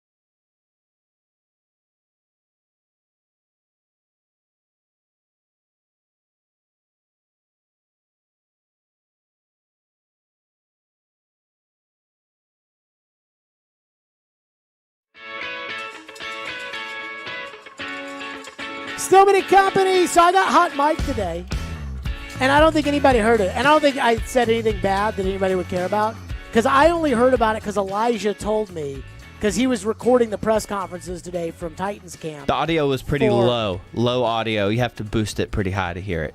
Oh, so you've heard it? I did hear it, yeah. Okay. So I was talking about Todd Downing. So Todd Downing had a press conference, and Kevin Byard, then Shane Bowen. And I sometimes like to hold court, when I'm gathered with the local press, especially considering that I didn't get to see the local press for so long because of all, everything going on with COVID and everything else. Mm-hmm. And so, sometimes I got bones to pick, and then I just let the bones be picked, and whatever. I just kind of tell people what I think and say what I feel, and that's one of the things I love about my job. But so anyway, Todd Downing talked, and I gotta give Todd Downing credit, because his energy at these press conferences, you were there today, right? Mm-hmm. He looks excited to be there to answer questions. Yeah, he sounds excited. He's animated. And then you realize that in every question he's asked, he never says anything. I had Ian just pick out 3 random ones. Ian, go ahead and play one of those Todd Downings. What about Josh Reynolds? What are some of the things you've seen him be able to do? Where would you say he is as far as your evaluation of him? Yeah, Josh is a seasoned vet. He's been around a little while. He's been in a similar system out in L.A., and so I think, he's going to, acclimate pretty quickly when he's back out there and ready to go. And, we'll just keep working with him in meeting rooms and getting as much done as we can with him until he's rip-roaring. He's excited? Yeah, he's great. Complimentary? He's a vet. We're going to get him out there. We're going to keep working. But nothing that commits to him. No. Nothing that's we believe in him, or we think he's going to be a big part of this offense. Or you will see him out there week 1. Or nope, nothing there. Okay, what about the second one, Ian? Place before, but it's been a while. So how much do you look forward to this first preseason game? Yeah, I look forward to any chance of competing, whether it's out here calling plays in the non-scripted periods, or certainly these preseason games. It's a great opportunity for me to improve and for me to knock, some rust off, or to get into some situations that you really can't set up in practice. They just come about in game time. So I always look forward to opportunities to improve, and I know that I can and will, and have multiple areas that I'll be able to hone that in. Look at the self-deprecation. It'll take every day to get better, even practice. And I love the opportunity to get out there and, get ready to call plays, and any opportunity to get better, I'm just fired up for. So I said to the group after the Todd Downing press conference, and no disrespect to Todd Downing, but he doesn't say anything. He truly says nothing of note, right? Well, I think that's a common thread amongst most members of the Titans. That is that's what leads me to what I said. So I turned around and I said, Vrabel will love this guy. Now, if Vrabel's watching these press conferences, he will love it, because he is a BSer. He just gets up there and a big smile. And I've seen Todd Downing coach. And let me say this. I have no idea if the guy's any good or not. As far as play calling and all the things you all care about, I have no idea. But I've seen him yell at the players. I've seen him direct the players. I've seen him, when he feels like he needs to say something, he says it. When he's doing these press conferences, it's like, ask me a question about my job or my life, or ask me something controversial. Go for it. Jared, do you think that the Titans are going to go 0-17 this year? I think it's one of those things where you just get excited for the start of a season. And a brand new season brings different challenges. And I think most teams like the Titans try to take it week by week. And I think that's probably the fun of the NFL, is that you never know what's going to happen one way or another. So I'm looking forward to this year. And I think that, we've seen at times where the teams that put the work in and get better throughout the course of the year are usually the teams that are playing for a championship. So we'll just have to see how that goes. That's fun. You said nothing. Nothing. You said so many words right there. Nothing. Absolutely nothing got accomplished. And that's what Downing does. Well, we wake up every single day and we got to work hard. We got to give it 100% on the field. We got to execute. We got some playmakers out there, and we're just really looking forward to the season. All right, just now ask me something really controversial about, say, people we work with. Am I going to get in trouble for this? Just ask whatever you want to ask. You can make it up.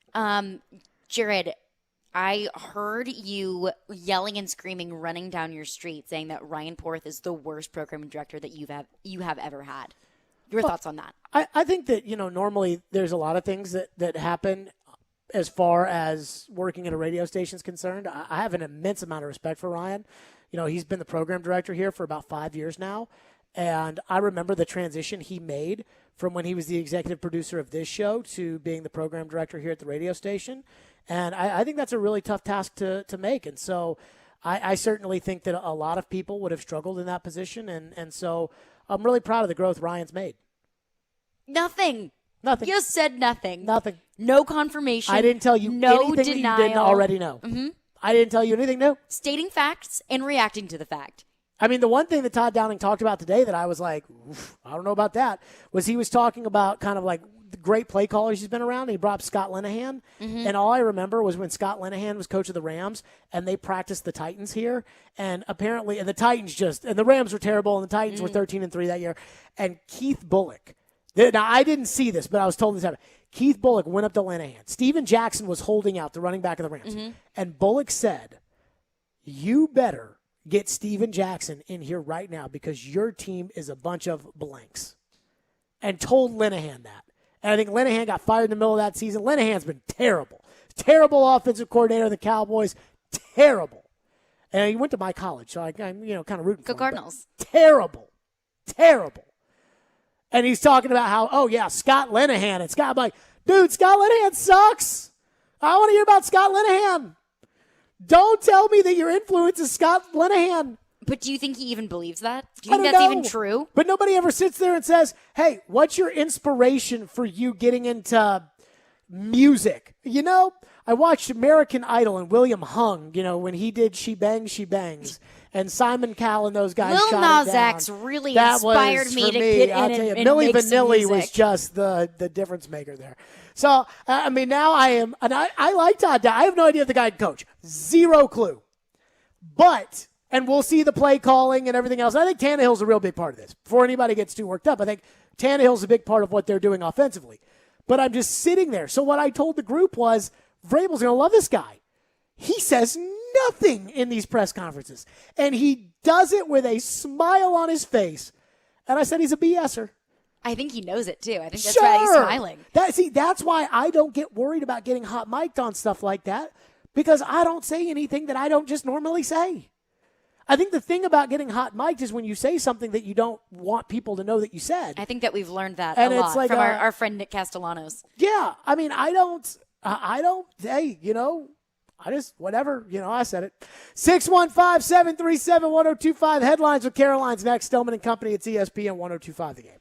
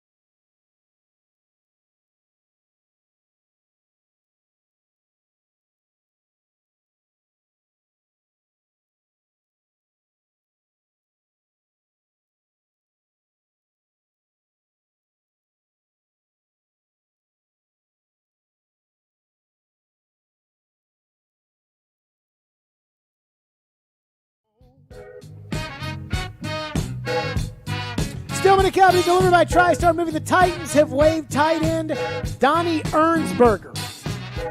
Who? Donnie Ernsberger. You love him? I don't know much about Donnie Ernsberger. I did Guess at we're one about to point. learn. I did at one point look down at like the third team practicing, and I was like, "Who is that?" And I saw Donnie Ernsberger. That's all I know. That's all I got for you. Well, good. I'm excited about him. Well, he's hurt now. They Oh, waived him. darn it. They waived him. He's not on the team anymore. No. So you can't be excited. Good job, Todd Downing. Time for headlines with Caroline. We're spanning the sports world. It's Headlines with Caroline on Stillman and Company, right here on Nashville's best sports talk, ESPN 102.5 The Game and the Game Nashville app.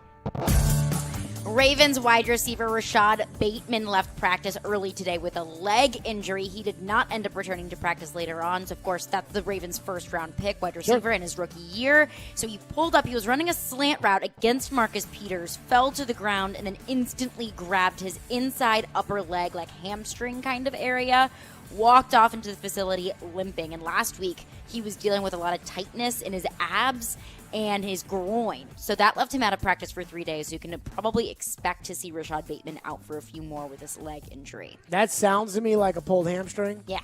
Or a groin or something like that. Something that was irritated, that he And when it's irritated pulled, a little bit more. Yeah, when it's pulled, I mean, I'd say questionable for the opener probably because it's going to take you time to get back and then be in shape and the heat. But when it's a non-contact injury like that, when you hear grabbing a hamstring is a lot better than grabbing a knee in a non-contact drill. Right. So, or a non-contact injury. So, a muscle thing is much easier to rehabilitate. But, I mean, think about this for Bateman. The guy practices for 2 weeks in the NFL. Lamar Jackson's on the COVID list. Lamar comes back. Now he's out. How's he going to build any chemistry with Lamar Jackson getting ready for the start of the season? That's true. And they are in a very highly competitive division. They have a very tough schedule. I mean, that is last year they got the easy teams. They got Dallas and Washington and Philly and the Giants. They got a tough schedule this year. I'd be worried about my first-round pick if I were the Ravens. What's next? Sam Ellinger, our friends over in Indianapolis, have a little quarterback battle going on with their backup quarterback. Sam Ellinger took first-team reps in practice today, so head coach Frank Reich said Ellinger and Jacob Eason will continue to split time with the starters the rest of the week. Eason will eventually be the starter for the Colts' first preseason game on Sunday against Carolina. But Sam Ellinger making a little bit hard for Jacob Eason, and to this I say, wonderful. Great news for the Titans if Sam Ellinger is competing with Jacob Eason for the starting spot. Well, we had talked about when I went down last week the Indianapolis radio rabbit hole, and the people that were covering practice were saying Ellinger was outperforming Jacob Eason. And I thought, man, that's bad. Because I've seen Deshaun Kaiser, the third-string quarterback. I've seen him go. And well, not anymore. I told you Logan Woodside was so clearly outperforming him. And so when you can see that kind of thing, that's not a good sign. And people try to say, well, Eason's going up against the number one defense and Ellinger's going up against the second and third team. I don't buy into that. I think you can tell when you're out there who's good and who's not. Well, he was going up against the first team today. I will just say it like this. Now, you were 3 years old at the time, but Ian remembers this. When Neil O'Donnell was the backup quarterback of the Titans and Steve McNair got hurt, do you think, Ian, at any point they gave Billy Volek or Kevin Daft reps with the first team instead of O'Donnell? I wouldn't think so. Hell no, they did not. That tells you all you need to know. In Philadelphia, do you think they gave Nate Sudfeld reps with the ones and told Nick Foles, "Hey, go sit on the bench"? Probably not. I don't think so. So when you got Ellinger taking reps with the ones, that's a sign that there's a lot of trouble in Indianapolis. And I wonder what has to happen before they actually have to go get Nick Foles. I love everybody that acts like it's not a big deal to go get a quarterback who doesn't know your system. Like, oh, no, it's not a big deal. Like Corey Curtis coming on the show the other day saying Marcus is better than Nick Foles, so go get Marcus. And even if he doesn't know the system, he can. Quarterback's hard, man. And I agree with Corey at a certain point, but it's also August 10th, and we're a month away from the season actually starting. So if your starting quarterback is out and you're able to bring a guy in who may not know your system, he can learn it throughout months and throughout OTAs and throughout training camp. By he the can time eventually Marcus learn would it, know but that offense, Carson Wentz would be back. yes, it's too late right now. It's too late. So, is it going to take a preseason game, see how Sam Ehlinger or to see how Jacob Eason starts in the first preseason game? If they're not thrilled, is that what it's going to take, or are they just totally out on the idea because they don't want to upset crybaby Carson Wentz? Probably a little bit of both. What's next? So the Saints cornerback Patrick Robinson has decided to retire after 11 seasons. He was the Saints' first-round pick in 2010, began his career in New Orleans, won a Super Bowl with the Eagles in 2017, and then was back with the Saints after stints in Indianapolis. So the Saints cornerback group is a little bit iffy right now. Marshawn Lattimore has solidified as their number one corner. Patrick Robinson was going to be that number 2 slot. So now they're stuck with a slot corner in Brian Poole, outside starting contenders Ken Crawley, Prince Amukamara, rookie Paulson By the Debo. way, Amukamara sucks. But that's what they're dealing with. I mean, he sucks. He's been on every team in the league because he sucks. That's what they're dealing with in New Orleans. So this is a big hit for the Saints defense. The Michael Thomas Saints drama is continuing to unfold. So not looking like a honeymoon over there in New Orleans. You're a Saints fan. Yes. Do you have any hope in the Saints this season? I already put down a good bit of money on New Orleans under 9 wins. So I would feel pretty safe in that regard. I'm pretty excited about it. Those are headlines with Caroline. Coming up next, training camps have started in college football.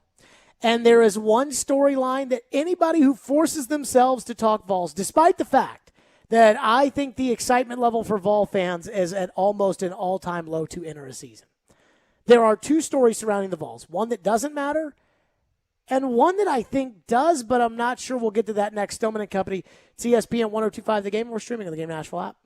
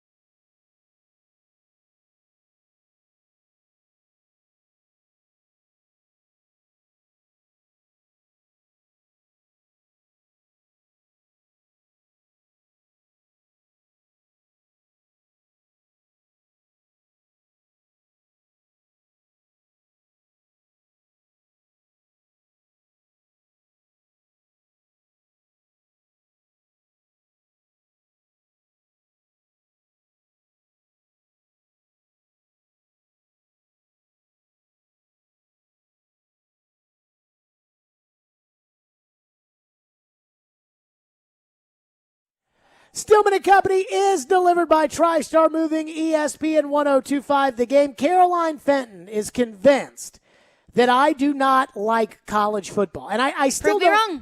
I don't understand where you get that from. Like, what makes you think that I don't like college football? Because every time you try and defend yourself that you do like college football, you just convince me more and more that you don't. Like, How so? When I said a Nebraska-Iowa game, you said, oh, never would I ever watch that. No, I just said that I'm not going out of my way to watch that game. Right.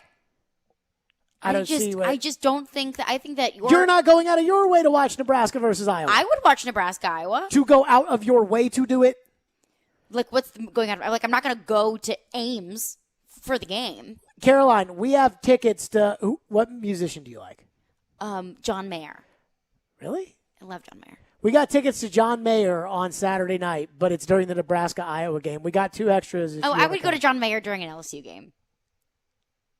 Then you're just not a big enough fan. Okay, do not turn this around on me. I'm just saying. Do not turn this around on me. You just don't know it, but you don't like college football that much. But see, you can't give me like a solid example of how I don't like college football. Keep talking Vols quarterback, and I'll give you a little ding, ding, ding when I'm. So here's where I'm going with this, because I listen to people all around. Now, this all started last week when I was talking to Trevor Maddox. Trevor's going to join us in about 30 minutes. And this all started when I said I just can't get excited for Vol football. And I've talked to everybody. I've talked to everybody. I've talked to David Beauclair at practice. He said on a scale of 1 to 10, he's a 2. I talked to my girlfriend who loves the Vols. She said she's a 2. I've talked to Chad Withrow who loves the Vols. He says not excited at all. I mean, now Beauclair's not a Vols fan, but these are Vols fans or people who've covered the Vols for years, and they're not excited about the Vols. The one thing we don't do on this show is fake. Like, we can't fake it. So, like, if there's no excitement for Vol football season, there is no excitement for Vol football season. And I'll be honest about the way I think I host radio, because I'm not all that into college basketball anymore. I think I got burned out on it, like being in college basketball and then working in Louisville, and it's just kind of like, okay, well, whatever. Like, but I feel like I reverb off of what the fans like. So if the fans are into it, it gets me fired up to talk about it. If the audience cares about it, it gets me fired up to bring it up. But I hear people on the radio in this town who fake interest in UT football this year. And they do it by talking about the quarterback battle, right? Mm-hmm. By talking about Hendon Hooker or Joe Milton, talking Harrison about Joe Milton, Bailey, Brian Maurer. Brian Maurer, not JT Shroud. But they talk about those 4 guys. I don't think it matters at all who wins that job. By the way, it's going to be Joe Milton. I don't think it matters at all who wins that job. Why do you think it's Joe Milton? Because he's the coach's guy. Yeah, I just heard he's not very good. None of those guys are very good. Yeah. The team's not very good. The team's not going to be very good. Everybody knows it. That's the thing. When a new athletic director gets hired, what's the first thing every new athletic director wants to do, unless you get like the Alabama job to be the AD there? What's the first move every college athletic director wants to make? A new football coach? Wants to fire the coach and bring in his own guy. That's exactly what Danny White did. What does every coach want to do when they take over a bad team? Bring in their guys. Bring in a quarterback. It happened here. Remember when Ken Wisenhunt took the job? Hey, Ken Wisenhunt, what do you think about Jake Locker going into a contract year? We'll have to see Jake. 5 games in, Jake, beat it. Mettenberger, you're in. By the way, Mettenberger married his daughter. Guy wants to bring in his own quarterback. It always happens. Without fail, it happens. I mean, the Arizona Cardinals drafted a quarterback in the first round. They got a new head coach. They had the first overall pick, and they drafted a quarterback. So that's what always happens. So Heupel gets the guy from Michigan who he wanted at UCF. He's going to be his quarterback. But where I'm going with this is it doesn't matter. It doesn't matter who the starting quarterback for the Tennessee Volunteers is this year. Because I can tell you who it's not. It's not Peyton Manning. It's not Josh Dobbs. It's not Eric Ainge. It's not Tyler Bray. It's not even Jonathan Crompton. But at least It's not T. Martin. At least it's not Jarek Quarantano. It's not anybody whose last name is Clausen. It's not anybody who can win. It's not. Now, there is a story. So as much as people can fake it by bringing on guests who cover the team in Knoxville and saying, well, Reggie, who do you think's going to be the starting quarterback this year? Yeah, Bob, I think that's a great question. I think it's, practice so far, I've been kind of interested in the reps and what they've done with this one. And then they'll put this guy in there to go out there and he'll throw the ball around and nobody cares. I'm sorry, Robbie and Rex Road, who might have somebody on this week and ask them about the quarterback battle. I'm sorry, Darren, Donick, and Chase, if they have somebody on and ask about the quarterback battle. I'm sorry because it doesn't matter. It means nothing. It's like, who's going to get more reps in the fourth quarter at safety for the Titans Friday night in the preseason? Brady Breeze or Matthias Farley? Are you asking me? Yeah. Brady Breeze. It doesn't matter. Okay. It's like, it does not matter. And so I'm like, okay, let's move on from the talk about things that just don't matter. So what does matter? And I'm reading in The Athletic. And they're talking about Walter Nolan.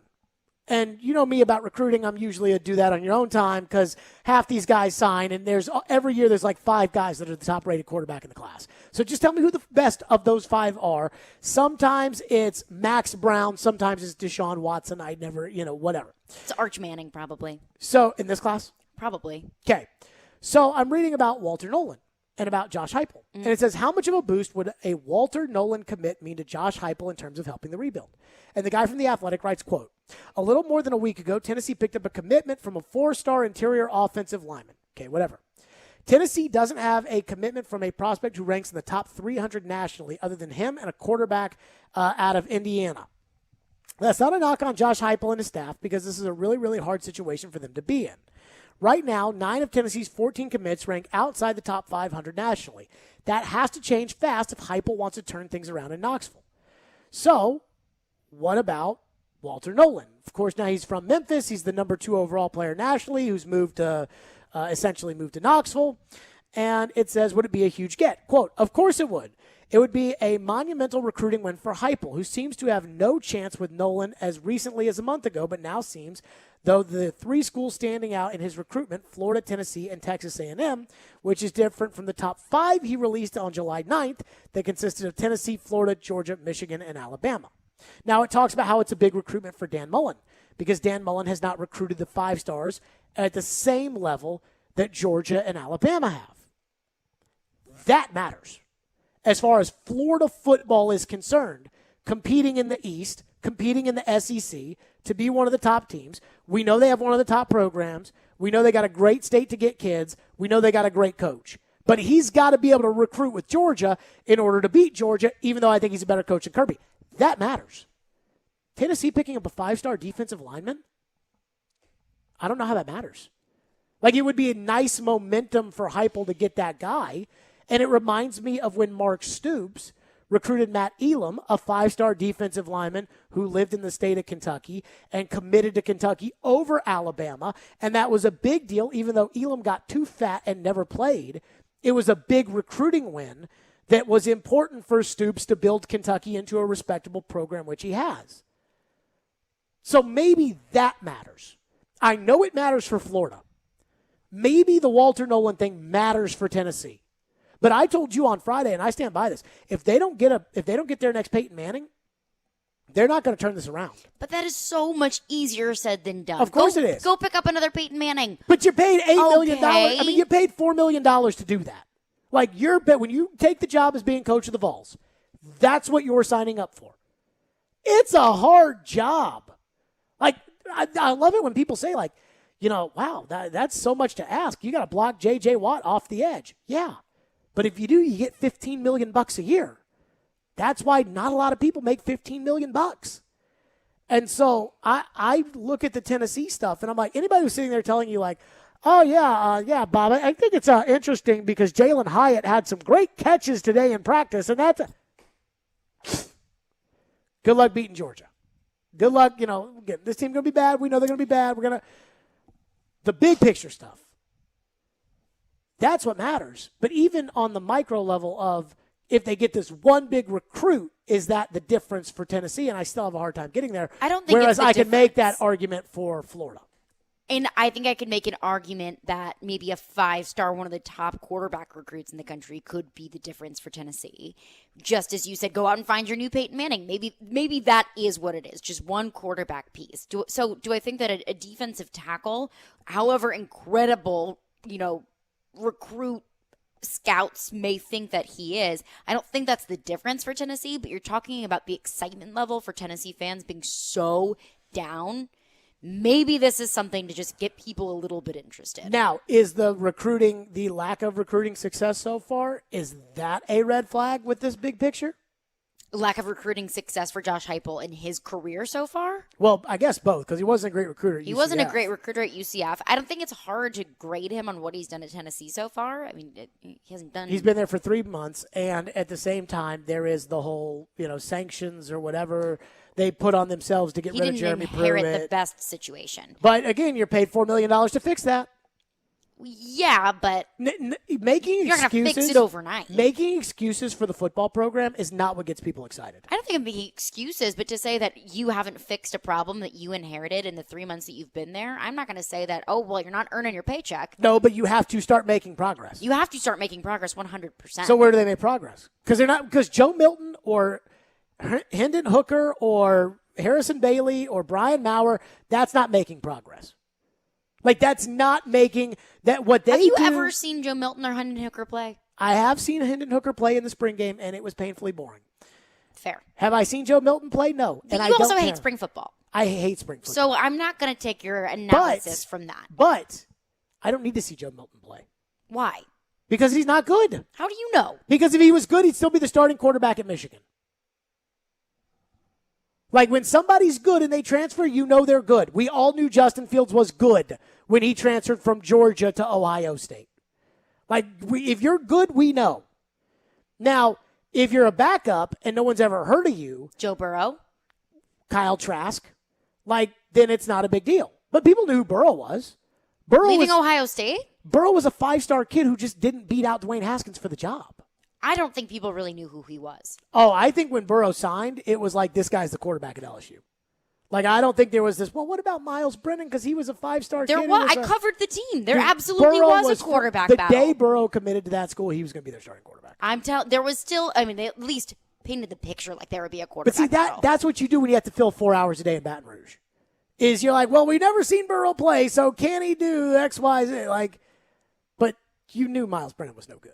So you knew that the guy who was a 5-star kid who didn't play behind, J.T. Barrett and Dwayne Haskins. Yeah, you know that when you're not playing behind first-round picks and 5-star kids, and then they bring in Justin Fields, that's different. And if Tennessee had that situation where they had a good team and they brought in a guy who was squeezed out because the team had other good guys, that's one thing. That's fair. But, these guys, they're not going to be any good. They are not going to be good. And the idea people are like, well, Harrison Bailey should play. Why? If Harrison Bailey couldn't play until it was almost, hey, this guy's got to play so that Pruitt can show that he's made a little progress this year, and then even then he didn't want to play him? Heupel? Or No, I'm Pruitt talking this about past last year? year. Okay. And then even then he didn't play well last year, and he's not sniffing the starting job with this staff? Tells me what I need to know. 615-737-1025 is our phone number, 615-737-1025. What matters? What is pertinent information as far as the Vols are concerned? And I have another SEC take because I find that to be way more interesting than Tennessee this year. We'll get to that coming up next. We're live from the Wholesale Studio, powered by RumbleOn.com. Trevor's listening, so he's texting me. Trevor's going to have to save that juice for when he's on here at 4:30. 615-737-1025. We're live from the Wholesale Studio, powered by RumbleOn.com. Stillman and Company. It's ESPN 102.5 The Game.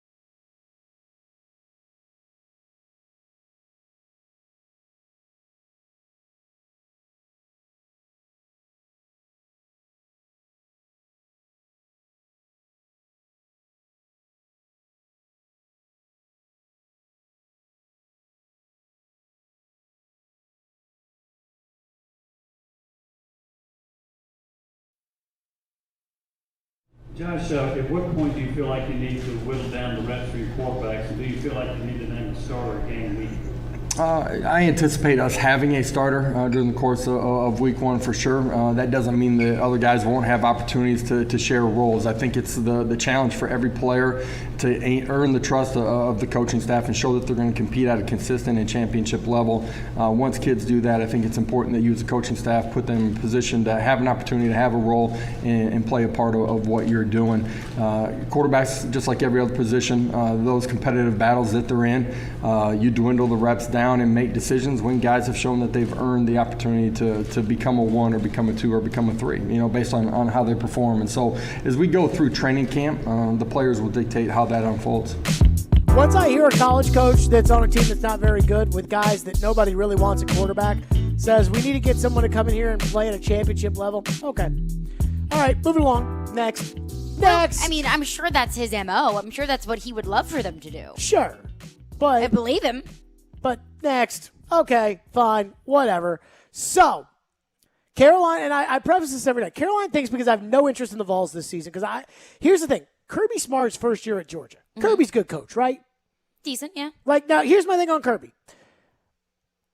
I think Kirby can get the players. Can Kirby coach them to win? Kirby is just Mark Richt with bangs. Well, but he's already done better than Mark Richt. But, it's the same repeated issues at Georgia. You're going to have winning seasons. There's going to be a lot of hype around you. You lose stupid games. You may or may not go to the SEC championship. You're going to lose in the SEC championship, and you're not going to go to the playoffs. But I think it's for different reasons. Like when Richt was coach, I just don't think he ran a tight enough ship. Mm-hmm. I think he let guys get away with too much.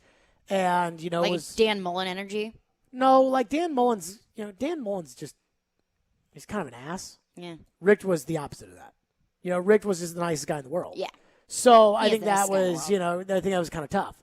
Kirby, I think, is much stricter than Mark Richt. He runs a tighter ship. He does run a tight ship.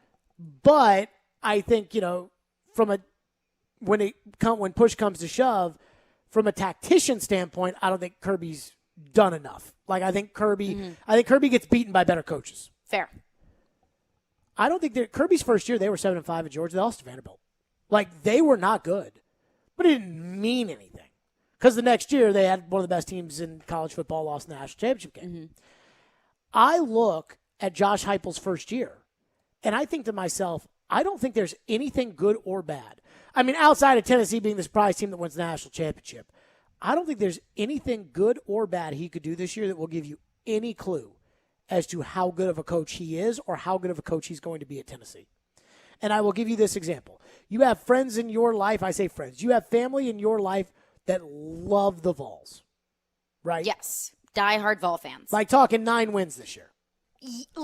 Got mad at me when I said I think the Vols are going to win max 5 games. Yeah, I think the Vols are anywhere from a 5 to 6 win team. A 4 to 6 win team. Yeah, 4 to 6. They were talking okay, nope, it's going to be, I could see 8 or 9 wins. So, that's some crazy stuff. But even if they do better than the expectations, let's say they win 6 games in a bowl game, so they win 7. Mm-hmm. That doesn't mean anything going into next year because they're going to have to get new players. Well, every team has to get new players. But they're going to have to get new players. The players that they have, the bodies on the roster are not good enough to compete in the SEC. Nick Saban realized that the first year when they weren't good at Alabama. And then the next year, in came Julio Jones, in came Dante Hightower, in came Terrence Cody, in came, you look at the first Saban recruiting class, and there were a lot of guys that came in that first class that played right away, and all of a sudden Alabama was good again. That's what it takes. So the recruiting stuff, we talked about the Walter Nolan thing, that you can make that argument to me that matters. Now, I've seen Butch Jones bring in 5-star tackles. I've seen Jeremy Pruitt bring in 5 stars. I feel like if you don't bring in the quarterback, it's not going to matter. But as far as the actual on-field stuff this year, I don't see it being good or bad. They could win 3 games this year, and we'd all just blame Pruitt, and we'd all say it was a mess, and he's got the sanctions, and how hard could it be? And he moves on to coaching next year. But the sanctions don't affect how you play on the field. I understand that it could have been the reason why some guys transferred. Well, then that affects how you played on the field. Yeah, but I'm not going to say, if Tennessee gets stomped by Alabama 62-0, I'm not going to say, oh, it's because of those sanctions. No. I mean, I do understand that it does play some sort of effect, but that's not going to change my mind about whether I think the team is going to be good or not. But he'll still be the coach next year, unless they make up some reason like they did with Pruitt to fire the guy. I mean, they gotta stop with this whole 2 to 3 year turnaround thing. Well, they got to stop, but then they got a guy. And here's the one thing about Heupel is the fans are in wait and see mode. Like, okay, let's kick it off in September and see what happens. But they don't want Heupel. So if Heupel is not good, they're going to want him out of there so quickly, and they're not going to get their wish. So, but that's a different story. I go back to there's nothing this season that they could do that moves the needle for me one way or another. Trevor, even if it's good. I mean, they're not going to win 9 games. Even if it's good, the right away success like that's just not possible. I don't think it's going to be 9 wins, and I hate using this term, but like a quality loss. If Tennessee loses to Alabama by a touchdown, I mean, I wouldn't feel bad about stepping away from that and saying good job for the Vols. Okay, but Butch Jones got a lot of moral victories too. And ultimately, that didn't make much of a difference either. The coaches' poll is out. Surprise, surprise, Alabama is number 1. Now, you have to wonder this. I'm going to ask Trevor Maddox this next when he joins us. Are we running into an NBA problem with college football? We'll discuss that with Trevor and his thoughts on Vol football. That's next. 615-737-1025. Stillman & Company. We are delivered by TriStar Moving. Hiller Plumbing, Heating, Cooling, and Electrical. You know Hiller, they're proud supporters of the Tennessee Volunteers. That's right. They are always on board with the Vols. And they are on board with helping you, and I know this because they take great care of my home. It's grilling and chilling season, and my friends at Hiller are celebrating all month long with special deals for you, the customer. Get your free grilling must-haves when you make home improvements, like a free Yeti Tundra cooler with the purchase of a new tankless water heater, free Traegerwood pellet grill with the purchase of a new whole home generator, and a free Traegerwood pellet grill with the purchase of select new HVAC systems. My friends at Hiller's work is guaranteed by the Happy You'll Be or Services Free guarantee, and I know that because I use Hiller at my home. These deals are only happening for a limited time, so call while you can. Hiller Plumbing, Heating, Cooling, and Electrical, proud supporters of the Nashville Predators and the Tennessee Volunteers. Hiller, call the Happy Face Truck today.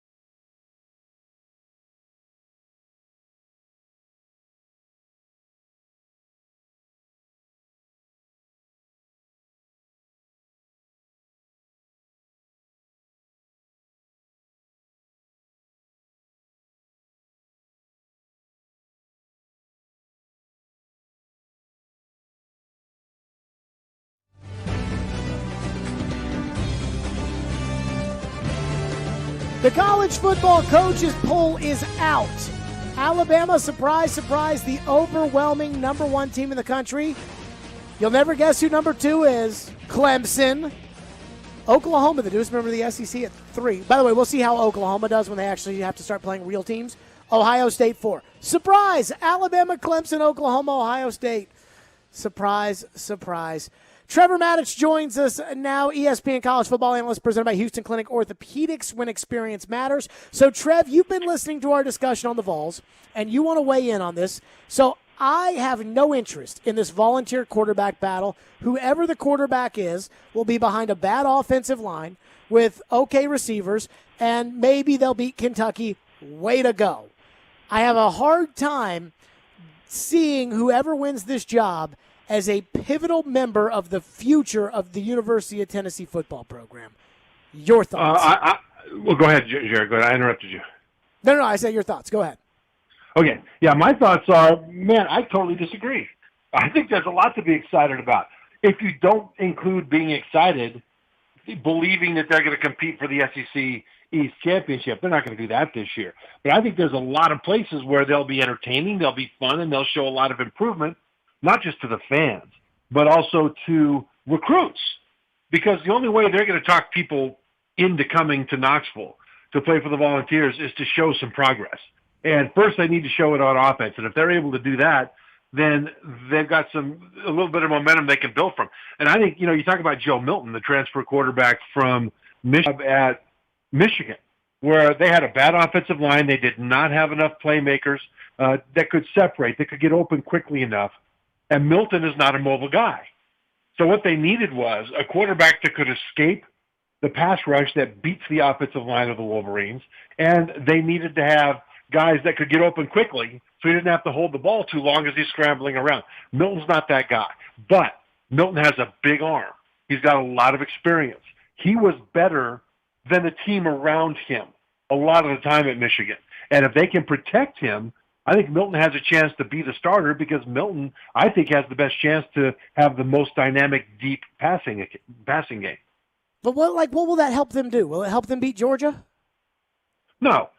But will it help them beat Alabama? No, but why are you comparing them to them? Right now, you know who Tennessee is? Tennessee is Wisconsin when Barry Alvarez first started coaching there a long, long time ago. Alvarez knew he wasn't going to be able to compete with the teams that Woody Hayes and Bo Schembechler put up for Ohio State and Michigan. So he didn't even try. He tried to beat the next tier down. He tried to beat Iowa. He wanted to beat Northwestern. Those are the teams he fought to beat. And when he got good enough to beat them, the recruiting started to come in, and then all of a sudden he starts going to multiple Rose Bowls. And that's what Tennessee needs to do. Forget about Alabama and Georgia right now. I think Tennessee has a good chance to go 4-2 over the first 6 games of the season. Bowling Green is their opener. Okay. Pitt is tough. Let's call Pitt a loss, even though that one's at home.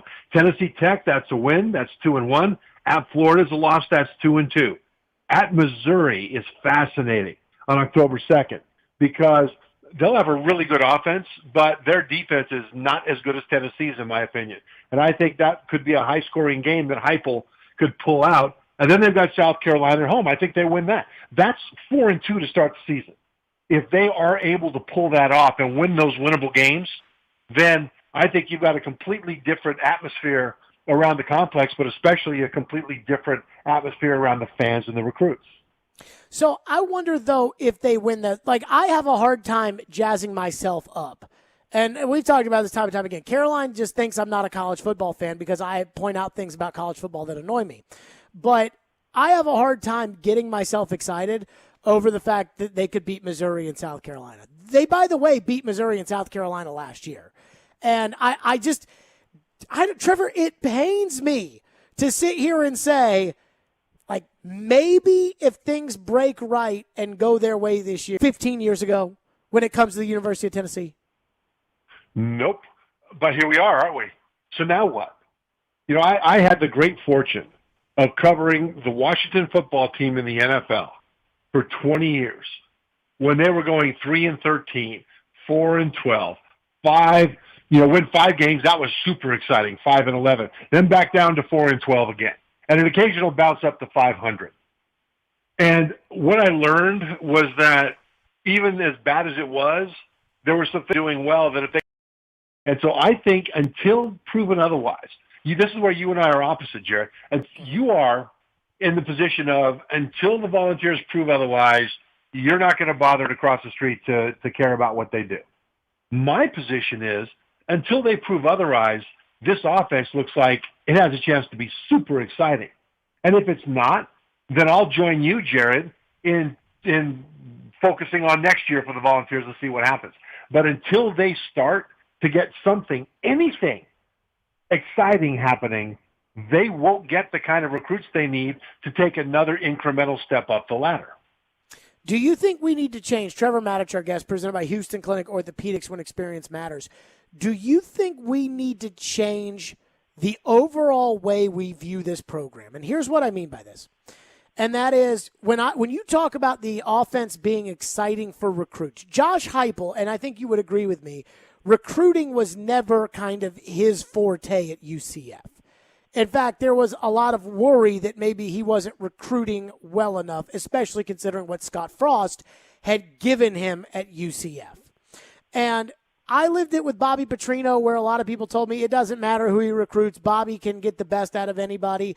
And then at the end, we saw the fact that Bobby's lazy recruiting was what had run the program into the ground.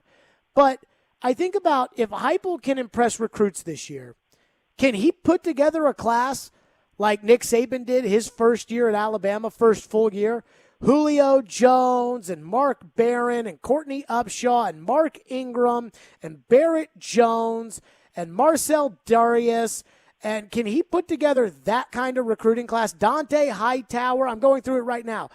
Can he put together that kind of class? Because if you can't put together that kind of class with impressing recruits, you can't beat Georgia and you can't beat Alabama and you probably can't beat Florida. And ultimately, no matter what a Tennessee coach does, all the progress they make by getting to being able to compete with Missouri and South Carolina, that's fine. But ultimately, what Tennessee fans want to see is a program that can get back to contending with Alabama, Georgia, and Florida. And if you can't recruit with them, I don't think you have a prayer of doing it. Yeah, throw out the microwave and pull out the Dutch oven. For those who don't know what that is, that's basically a big old box covered with foil that you bake in if you don't have any power. It takes a lot longer than a microwave. And that's where Tennessee is right now. I mean, who do you think, here's a trivia question for you, who do you think right now has more ESPN 300 recruits committed for the next class, Tennessee or Rutgers? Schiano. That's right. Rutgers has 4. Tennessee has, you count them, 0 right now that are in the 300, ESPN 300. That doesn't mean they won't get some. And by the way, Schiano, too bad Tennessee couldn't recruit a coach like that a few years ago, huh? Anyway, too soon. Well, anyway, I'll let you if you want to take on the Vol fans that still think they're right about that, you can knock yourself out. I think history proved that the coach that they wanted was an unmitigated disaster. And I think that's why they've sat this out with Heupel, is because it was like, well, we stormed the Bastille when it came to the last coach, and we ended up with a coach that we had to make up reasons to fire because we couldn't stand him. And so, consider this though with Heupel. Consider this with Heupel and what he needs to do. There's 2 ways, really 3, that he needs to maximize his recruiting. Three things he needs to do. The first is make Tennessee more attractive than the competitors, more attractive than Kentucky, Florida, Georgia, the schools that are around. And Tennessee is more attractive than them now as a program, and as a university to some people. But to others, it's not much of an advantage that he can say. So what's the next thing? Get guys to the NFL, right? High school players want to get to the NFL. So what kind of high school player is going to think first, okay, I'm going to go to Tennessee because I can get to the NFL there? You're talking quarterbacks and receivers because they know they can play early, and they know if they're half good, they're going to get a lot of action. And number 3 focuses in that direction, which is with name, image, and likeness. You don't want to go to a place now where you're going to sit behind someone for 2 full years in a red shirt, then you got 2 years of eligibility left, while you could be making money if you were playing earlier. Ohio State got a quarterback out of Texas who skipped his senior year of high school. and enrolled at Ohio State because state law in Texas does not allow high school players to make money off their name, image, and likeness. So he bugged out of South Lake Carroll High School in the Dallas area, and he went up to Columbus so he could immediately start the process of getting his brand built for name, image, and likeness. And I think that's one of the things that Josh Heupel has to sell, especially to who? To quarterbacks and receivers. If you're up there in the national numbers of yards and receptions and touchdowns and all that, then you've got a better chance to make a lot of money with name, image, and likeness. And so we'll see how all that shakes out. He's got to show success for it to work, but that is his path, and it is not implausible, especially if he's able to start out with a 4-2 record to create some positive momentum in recruiting that right now doesn't seem to be there. I will say this. If he starts out with a 4-2 record, and to your point, Trev, it's not incredibly far-fetched, they will get excited. I mean, they will. There will be some excitement around fall football. Trevor Maddich with us, ESPN college football analyst. Do we have a problem in college football? Does the coaches poll reflect a problem in college football? Because it's the same 4 teams, it feels like, every year. Trevor Maddich next. We'll get into that. Stillman and Company were delivered by TriStar Moving. It's ESPN 102.5 The Game.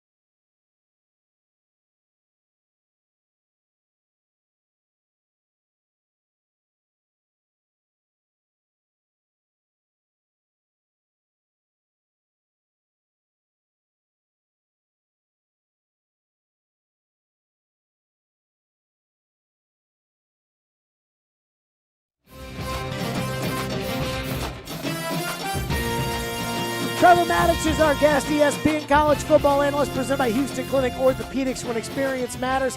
Alabama 1, Clemson 2, Oklahoma 3, Ohio State 4 latest coaches poll. Georgia and A&M coming at 5 and 6.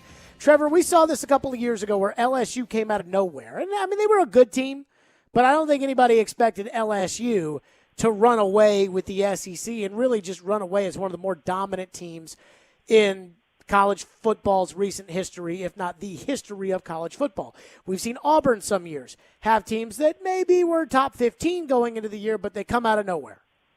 Yet it seems like in reality with college football, we talk about the same 4 teams, maybe a 5th team here or there. Are you worried about what we're going to see this season? Because I remember when Kevin Durant went to Golden State and it was bad for the NBA. And I think that it's interesting when more teams have a chance to really compete. Are you worried that with these 4 teams, again this year, we're going to have another Alabama, Clemson, Ohio State, Oklahoma playoff, and it's going to play out that way the whole year? Or do you think there are some teams that legitimately can get in there? Well, I'm not worried, Jared, for the hardcore fans. The hardcore fans will be here. The hardcore fans are usually in the Big Ten or SEC footprint and in Texas and that area. The hardcore fans are going to be watching because they love greatness and they understand it. I worry about the more casual fans that'll tune into college football if there's a team on that's local or somebody that they know, but will turn away if there isn't. And those kinds of fans might be hard to get back. So I worry about that. And that's one of the reasons that the 12-team playoff is so vastly superior to the 4-team playoff, because what's happened is that as the season has gone from September into October and now entering November, the national conversation is all about who's going to make the playoff. And that's always the same, basically 5, 6 teams, maybe a 7th team. And you've got entire conferences that were out of it, the Pac-12, the Big 12, out of it early in the season in some years. And so their fans weren't being talked about except for in local places. And there's nothing wrong with local. But just to say that when you tune on the national shows, when you look at college football games and you're looking for the highlights, you're seeing a lot of conversation about the teams that were in it for the playoff. So on the one hand, do I worry about that? Yeah, they've got to expand that out. The 12-team playoff would go a long ways towards that. But to answer your question about is there anybody that can compete, I would say Oregon is a dark horse. Oregon is a solid team all around. They've got a transfer quarterback from Boston College, and if he's able to do well, they're built to compete at the line of scrimmage with SEC-style teams, Big Ten-style teams. Also, watch for Cincinnati to bust their way in. Cincinnati has almost everybody back from last year's team that was undefeated heading into the Sugar Bowl with Georgia. They led Georgia by 2 points in the final seconds of the game when Georgia kicked a 53-yard field goal to take the lead by 1, and then in desperation, Cincinnati was trying to do stuff. They ended up getting a safety, so it looked like they got beat by a field goal, but they didn't. Cincinnati took Georgia all the way to the last few seconds, and this team is back. Their quarterback will be better. Desmond Ridder, I think, has a chance to be one of the breakout stars this year. They've got skill people that would start in the SEC, a lot of them. And so this is a team that has a chance to do some stuff. Now, in order to get there, Cincinnati has to win at Indiana and at Notre Dame. But if they're able to do that, it's a tall order, but they have a good team. They could bust up in there. But, Jared, we're talking about who could be the deepest of dark horses that might crash the party of the 5 or 6 or 7 teams that we usually talk about. And it's not really good for college football for the conversation to be weighted so heavily to so few teams. Trev, could you perhaps see in the SEC an LSU or an A&M competing with Alabama or Florida maybe, or even some other team in the East, though I couldn't imagine who actually competing with Georgia this year? I think A&M has a chance to, just because their defense is going to be so stout. And if you've got the defensive personnel to stand up to the pounding, then you've got a chance to do things that can mess with a young quarterback. And that's exactly what Alabama has with Bryce Young. Young, I think, is going to be a star. But until he proves that he can handle everything that SEC defensive coordinators are going to throw at him, especially early in the season, then I have to assume he's going to play like a first-year starter. So we'll see. So A&M has a chance to do that. Their own quarterback situation is also unsettled, though, so you could say the same vulnerability exists for them when they face Bama. Florida, I don't think has a chance to compete at that high of a level this year. Last year, they had basically 4 guys. The top 3 of them, their names we know. Quarterback Kyle Trask, and then 2 receivers, tight end Kyle Pitts and Kadarius Toney at wideout. That was about all they had. And they were able to ride those 3 guys to, the SEC East championship. Those guys are gone. And the guys that are taking over for those 3 guys, you're not going to be better. In some cases, you're going to be worse and a lot worse. So I don't think Florida's going to be in position. Georgia's the team that could stand up toe-to-toe with Alabama, especially because at quarterback now, they've got JT Daniels, who brings to Georgia something that they haven't had in a long time. Georgia's had at quarterback guys with strong arms or with accurate arms. But Daniels has both of them together in a way that the Bulldogs haven't had in a while. And so as long as they stay relatively healthy at receiver, now their best receiver, George Pickens, is out, at least for the first half of the season. But as long as they stay relatively healthy and keep that speed on the field, their deep threat will be vastly better than it's been in Athens for many, many years. And that is the missing piece of the puzzle for Georgia to get past Alabama. Trevor Matich is with us, presented by Houston Clinic Orthopedics, when experience matters. Is there a quarterback in the SEC that can elevate the program? And maybe not even the SEC. Let's just say the country. Because, we know Spencer Rattler at Oklahoma, but Joe Burrow, for example, had a nice junior year at LSU, was the Heisman Trophy winner, runaway best player of the year, maybe the best player of the last 5 or 6 years in 2019. We saw Lamar Jackson have a year like that in 2016 when he won the Heisman. We saw Johnny Manziel have a year where he came out of nowhere at A&M. Is there a quarterback in the country that could elevate one of these programs to where they can compete with the big boys, even if their roster is not as good as, say, a Clemson or an Ohio State? Well, one of them might be at Kentucky. I haven't looked in the last few days what's happening in camp, but Joey Gatewood transferred out of Auburn to go to Kentucky, and if he can end up winning that job, then he's got the passing ability to do what they haven't been able to do at Kentucky for a long time, and that's to have a credible deep threat. They've always been good running the ball in recent years, but the actual pure passing attack hasn't been there. And if they can get that and add it to their arsenal, Kentucky could do a lot of great things. Watch out for Finley at Auburn now, who transferred over from LSU.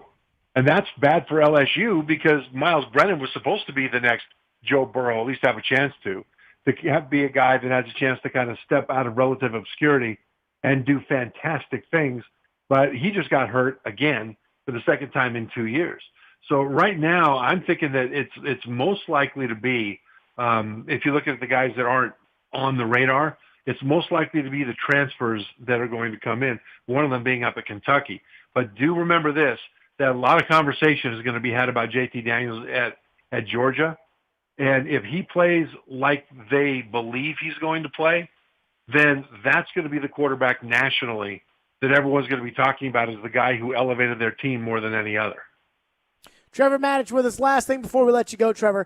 You are defending Sam Ehlinger, who may be the starting quarterback of the Indianapolis Colts. I bet on Texas to get to the playoff a couple years ago because I was like, Ehlinger's got a great arm, and Ehlinger's going to be a great quarterback, and he's so much better than Buechele. And Texas stunk. So if he's Indy's quarterback, now I've already said the division's over, the Titans are going to win the AFC South.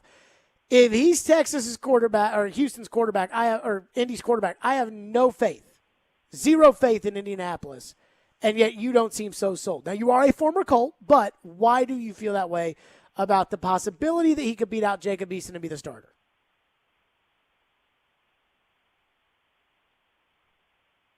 Did I lose Trev?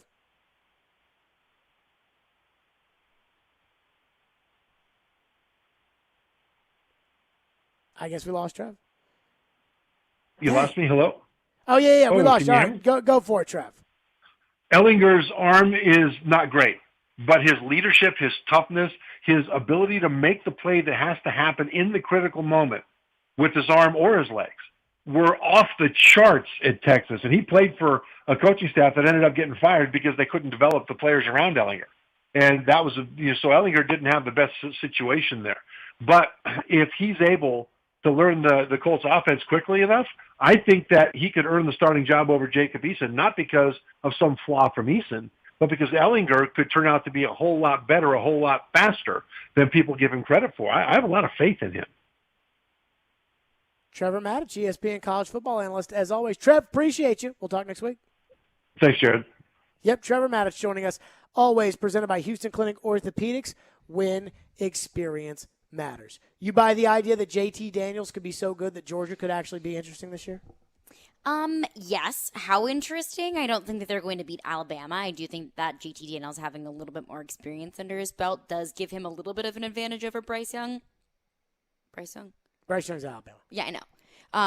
So I'm not sold on the idea that Georgia is going to win the SEC and that's going to be the team for to give Alabama a run for their money. But I do agree with that. I buy that.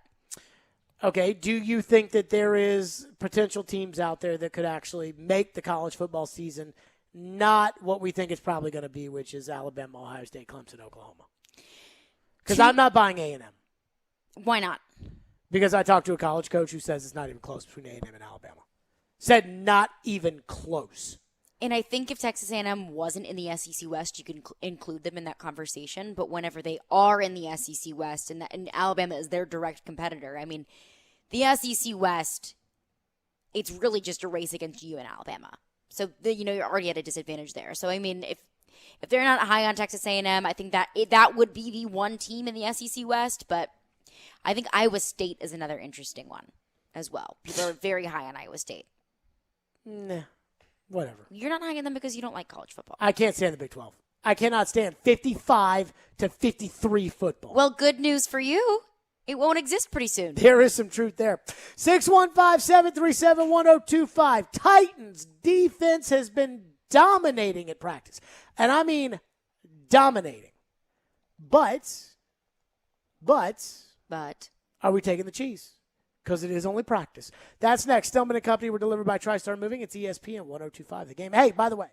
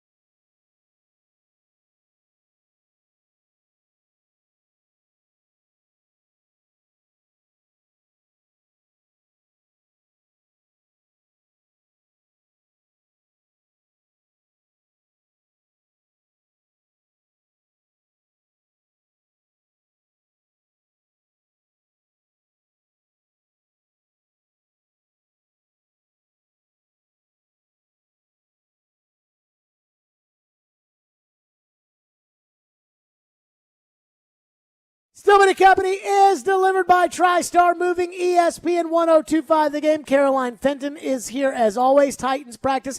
Caroline, you were there today. Another solid day for the defense on the practice field. Have you been surprised, as somebody who probably didn't watch a lot of Titans last year, somebody that's come in here, you've heard me talk about how bad the defense was for, 5 months now? Yep. 4 months now?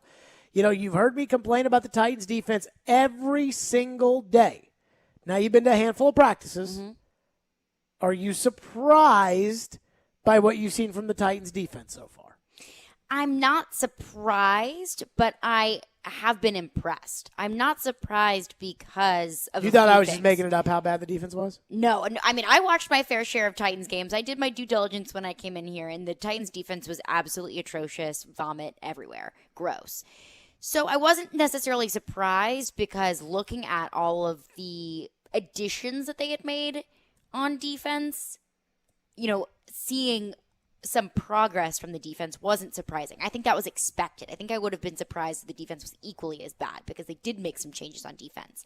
So I'm not surprised for that first reason. And the second reason is because they're not playing against A.J. Brown, Julio Jones, and Derrick Henry in practice. So they should look really good in practice. And they don't have to sack the quarterback, which is the biggest problem they have. They're not tackling. And there's no Taylor Lewan. And There's Taylor guard, Lewan today and right yesterday. tackle has been a revolving door. And Ben Jones hasn't practiced. And the guy that is snapping can't snap, Daniel Munyer. So I think there's a lot of different caveats to it. I asked Shane Bowen today, because I have been surprised. I asked Shane Bowen today if he maybe feels like this defense might be for real. Here's what he said. Given how good the offense is supposed to be, how encouraged are you with how well the defense has performed so far? Yeah, I mean, it's day by day. We go back and forth. I'm encouraged by what we're doing. I'm encouraged by our energy and our competitiveness, and I think we're improving. I see little things from every player, like I told you guys last week. But again, it's day by day. We've still got a long way to go. We're 10 days in. We haven't done anything yet. We got to keep improving, keep the focus on us, right? And then we'll see as we get into the season where this thing goes. Now, you know how I feel about practice. I'm torn, because you talk to a coach and you ask a coach how important is practice, and a coach will tell you it's the most important thing of all time, and God forbid that 1 second of practice is wasted. Then somebody doesn't have a bad practice, and it's like, well, it's only practice. Okay. Julio Jones never practiced. It's only practice. So I have this theory. I watch cable news. I don't know why I watch cable news, but I watch cable news, and I watch all the channels. And there are so many things that happen that I wouldn't know about if I didn't watch cable news. And I'll be honest, Fox News in particular does this the most, which is, it's like, can you believe that this school teacher in Chicago said this? And then people get really mad. And I'm like, if they didn't show that to their viewers, the viewers, who most of whom don't live in Chicago, would not get mad about this Chicago teacher. So if I did not get mad about what you don't know about. If I did not go to practice, and I did not see the defense outperforming the offense, and I did not come on here and report to you what I saw, that the defense is outperforming the offense so far at training camp, nobody would sit here and feel comfortable about the defense. And yet, I'm not sure I feel comfortable about the Titans defense, but I do kind of see myself starting to take the cheese a little bit. And I'm getting a little worried that I'm getting too far ahead of myself when it's only watching practice and it's not playing against the good players. And I guess I'm kind of torn. I know what I saw last year about the Titans defense that everybody saw about the Titans defense. I know what the limitations of practice are. You don't tackle in practice. And then I also know that you're playing against your own guys, and your own guys aren't playing your best guys. But the defense keeps winning days. I keep walking out of there thinking defense won that day. And all I can do is tell you all what I see at practice, and that's what I see at practice. So I'm having a hard time getting there. I know it sounds crazy, but I'm having a hard time getting there. As far as, do we say that the defense has improved?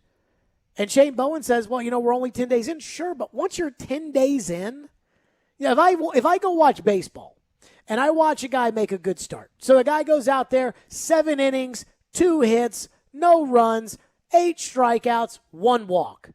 Great start. Well, I mean, that's a lot of guys have had great starts. You give me 10 great starts, I think you might be onto something. And I feel like I've walked out of there too many days thinking defense has won the day. So I kind of right here negotiating with myself as to whether or not I'm taking what I see at practice and saying, hey, that's where I value this. This is where I think this is a big deal. And yet at the same time, I'm also trying to say, well, look, it's practice. But I don't know how you can judge it. Well, this is where I am right now because I'm with you. I think every day that I've gone to practice, I have walked out saying, I think defense won. If you're going to just sum it up in a winner versus loser, the defense won almost every, if not every single practice I went to. So right now, where it stands based off of what I know from what I've seen, I feel confident in saying that the Titans defense has improved based off of what I've seen in practice, based off of nothing else. But I'll feel so much more secure in me saying that whenever I see the defense actually tested in a game, in practice, whenever they're defending Tom Brady. So right now, yes, I like what I'm seeing, but I'm not sold. Ian, I'm adding to cart, but I'm not buying.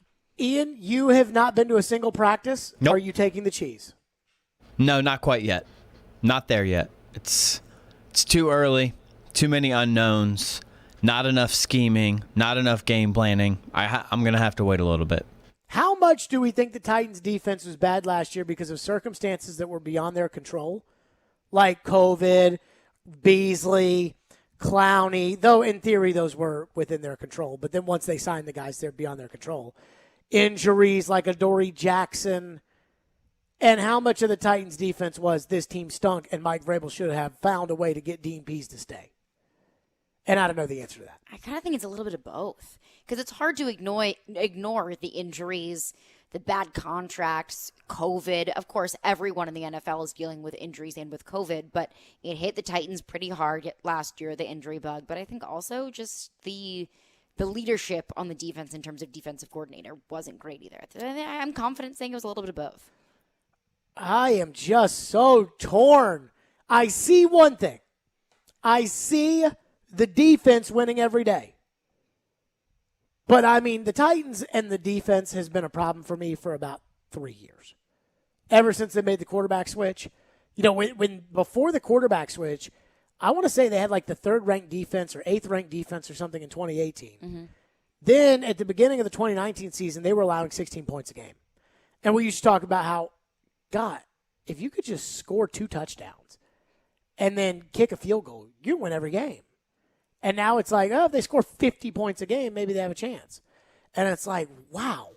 So I know what I know about the last 3 years on defense and how it's gone from really good to really bad. But I've been at practice every day. Well, for the most part. I didn't go yesterday and didn't go Saturday. But I've been at practice. And I just keep seeing the defense win. So I'm torn. 615-737-1025. We'll get your reaction there. 615-737-1025. Plus, we'll give away some PBR tickets later this hour. And there is an injury in Titans camp that is not a quote-unquote injury. And you know Vrabel doesn't talk about injuries anyways. But it doesn't seem like it's a quote-unquote keep you out of practice injury. But it is an injury that bothers me. And we'll get to that. We'll get to that next. 1025 The Game is bringing you Nashville's best coverage of Titans training camp. Presented by Farm Bureau Health Plans, Frontier Basement Systems, the All Things Basement-y Company, the Trenches Shop, Gallery, and Boutique, and the Cut Truck Mobile, Nashville's new barbershop on wheels. You have the control of time and place. Book your appointment at thecutTruckMobile.org. Stillman and Company is delivered by TriStar Moving. We're live from the Wholesaling Studio, powered by RumbleOn.com. It's ESPN 1025 The Game.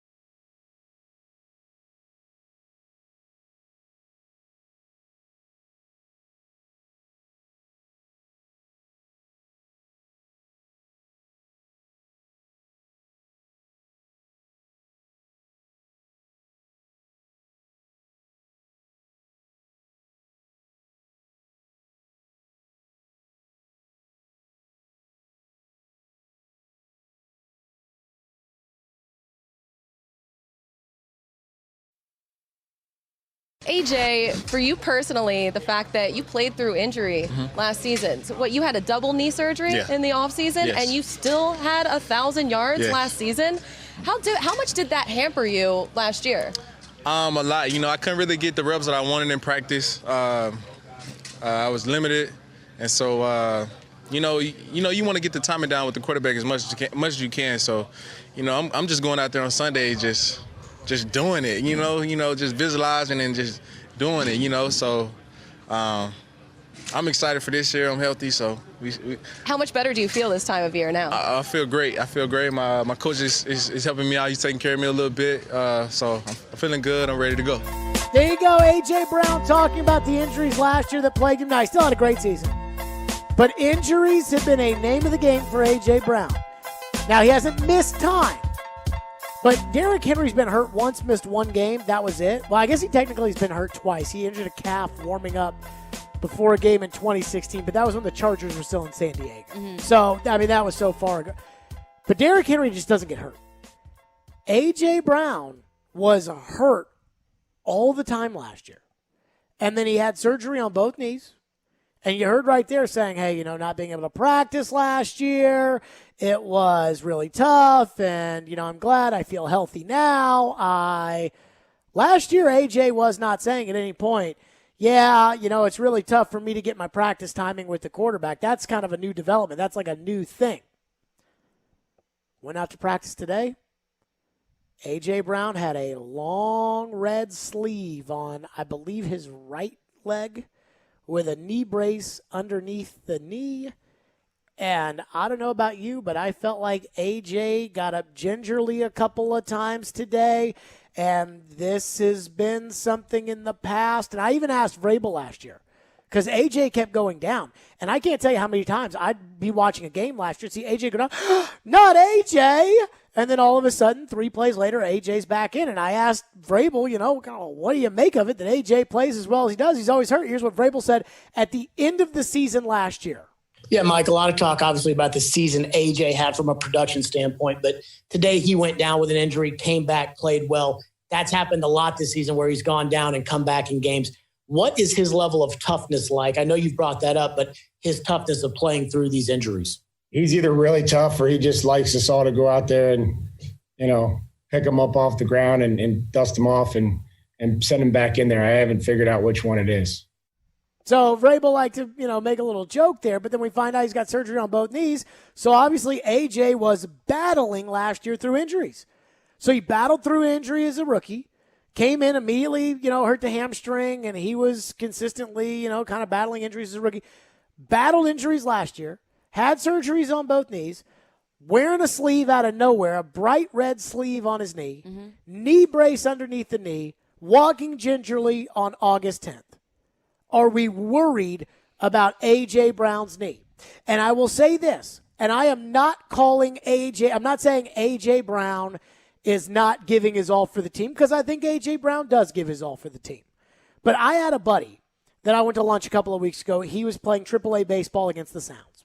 And he and I went to college together, and he told me that, and he's been, I've been out of college for 9 years now, so I guess he's been out of college the same amount of time. And he told me, he said that the one thing he's realized, he's played the major leagues, is that a lot of guys are so hurt when they sign the contract, the good one, that it's like at that point the shoulder just goes, the elbow just goes, the arm just goes. And then people say, well, he signed this big contract and he's not a good pitcher anymore and he's not and it's like, dude, 6 years in the big leagues of throwing 98 every day, it was going to give at some point. I'm just thankful I got the money before it gave. And I look at A.J., and I think if he has another productive year this year, he's going to be looking for a contract this offseason. A.J. probably holds out of camp next year if he doesn't. If everything goes as it has been going. A.J. probably holds out of camp next year if he doesn't have a new deal on the last year of his fourth-year rookie deal. If things continue the way they're going, A.J., I believe, would earn top-of-the-market money. So we're talking $17, $18 million a year, maybe even in the 20 range like Amari Cooper got. So now you're talking about some serious coin that you've got to commit to A.J. Brown, and that knee and the knees and the injuries and the, like, when do you say, okay, is this going to be one of those situations where you sign A.J. and then, knock on wood, I don't hope anything happens to A.J., but that finally this all catches up to him? Because I am concerned seeing A.J. Brown with a sleeve on his leg, like an Allen Iverson sleeve, and a knee brace underneath the knee when he had surgery last year and he's missed some days of practice and he's walking gingerly on the field. I'm nervous about it. I think it's definitely could be a cause for concern. I'm not going to write home and say that I'm absolutely terrified about A.J. Brown's knee, that A.J. Brown's going to be out week 1, or that it's going to inhibit the Titans' production this season. I'm not there yet.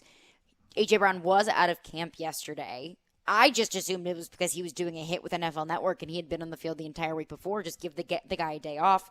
Kind of seemed like could have been an injury issue. Mike Vrabel is not Mike Vrabel is not messing around with practice time because of NFL Network being there. Okay, but I'm just saying, I was like, that was the only explanation that I could think of. I was like, okay, give the guy the day off.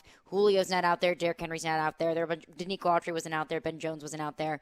So I didn't really think much into it. But watching A.J. Brown today versus last week he looked really explosive, going 100. Today wasn't necessarily the case.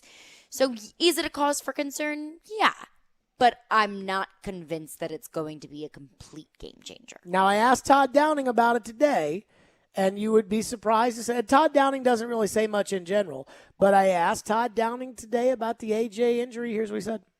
Is there a concern with A.J., given the knee injuries in the past and the surgery this offseason, and he's back out there, and now he's got a brace on one of the knees and has missed a couple of days of practice, seeing that this has been somewhat of a chronic thing for A.J.? Is there a concern on the knees with A.J.? I have absolutely zero concern about A.J. He's a professional. He's a dog. He's a competitor. He works his tail off. I have zero concerns. Okay. That, I don't know how to take. I don't know if that, and we've talked about how Downing's a total BSer and doesn't say anything anyways. I don't know if that's just Downing saying, hey, I have no concerns about A.J. because A.J.'s the man, the end. Or if Downing really doesn't have any concern about the knees because Downing is in those medical meetings and Downing is, he's got to know what A.J.'s can do and can't do. As far, how do you come up with a practice plan if you don't know what A.J. can or cannot do? So he's in the meetings they have where Todd Torricelli, the trainer, comes in there and kind of lays out to the entire coaching staff, hey, here's who can do this, here's who can do that, here's who can. So he's in that meeting. And he says he has no concern about A.J. So would that ease us as far as deciding whether or not we're worried about A.J. Brown's chronic knee injury?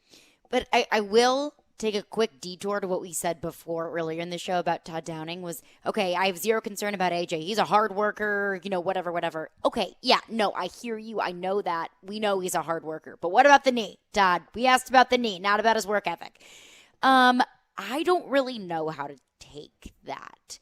Because would Todd Downing tell us if he was concerned about A.J. Brown's? Well, I asked Vrabel about A.J. getting hurt and coming back in and what that meant about his toughness. And Vrabel's like, I don't know if it's tough or if he just wants us to come out there and just kind of, dust him off. And then the guy has surgery right after the season's over. So obviously Vrabel knew that A.J. was hurt, was playing through pain, was tough.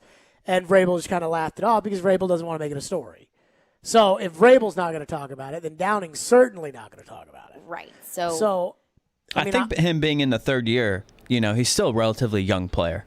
It's only his third year. I don't worry so much about chronic injuries at this point in a player's career without any. I guess he did have double knee surgery, but it wasn't like a Lattimore, the kid from South Carolina, right? Well, that's a career. So that's like, are we worried about so-and-so that broke their hand or so-and-so that got in a head-on collision car accident? Right. I'm probably worried about that on collision So maybe car not accident. apples to apples there. But you do make a fair point about his age, though, Ian. Yeah, and if it were like Julio dealing with something like this, him being 32 and having some 10 years in the league, that's one thing. But if you're A.J. Brown and you've only been in the league for 2 years, I'm not there yet.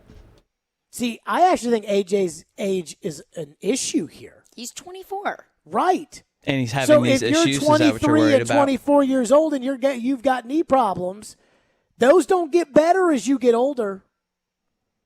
Those don't get better when you get 28. Now, maybe in 5 years, that could be 4 years. It could be an issue, but I don't know about year 3. I think that's where I am. Is it going to continue to be something that bugs AJ Brown continuing into his career? Maybe. Kind of feels like it probably would be. I don't know. I'm not a doctor. I haven't seen his x-rays. But I think that his ability to deal with it and his ability to rehab he's in a much better place now than he would be down the road. Maybe. I mean, I am fickle as far as this is concerned. We'll get to your Titans thoughts on it next. 615-737-1025, questions from practice. Hit the text line. Defensive thoughts, AJ thoughts. I am skeptical here of the AJ knee injury. Like, that is something I'm going to keep watching. Now, here's the one thing about Vrabel. If he was worried about AJ's knee, AJ wouldn't be practicing because nobody else practices. So if Vrabel was worried about it, I don't think he'd put him out there. So that's a good sign. 615-737-1025, Stillman and Company, delivered by TriStar Moving. And we'll give away those PBR tickets next. I'm in a good mood. 615-737-1025. It's ESPN 1025, The Game. We're streaming on the Game Nashville app.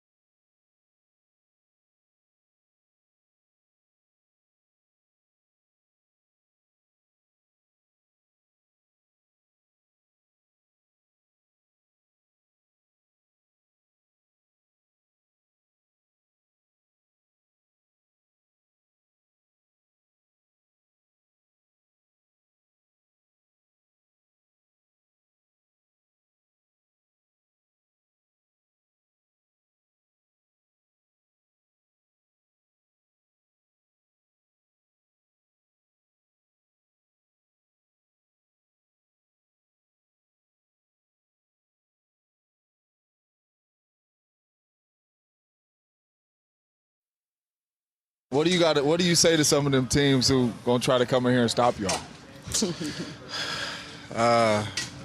I'm humble, but I'm gonna say good luck. I was about to say I'm waiting on the good luck. I'm gonna say good luck though. Good luck. Death, taxes, and playing grab ass with NFL Network at training camp. Those things will always be there. You can go to Dolphins camp, and you can ask them a question. Oh, man, with this season, we're going to show them. We're going to this. We're going to. Okay. That was A.J. Brown. I mean, this is what I would have said. If someone said, hey, what do you think about these teams that are talking about coming in here trying to stop you guys? I'd say, well, if they've seen practice for the first 10 days, they'd see a defense that ranked 29th last year in the NFL stopping us every single day. So I'd be a little worried about it.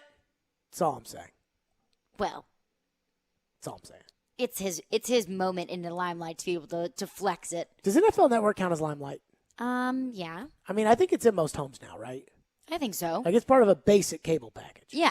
I don't know about that. Basic, is it? What kind of cable you have? Maybe not. I mean, I have Xfinity. You have to get the sports package. Interesting.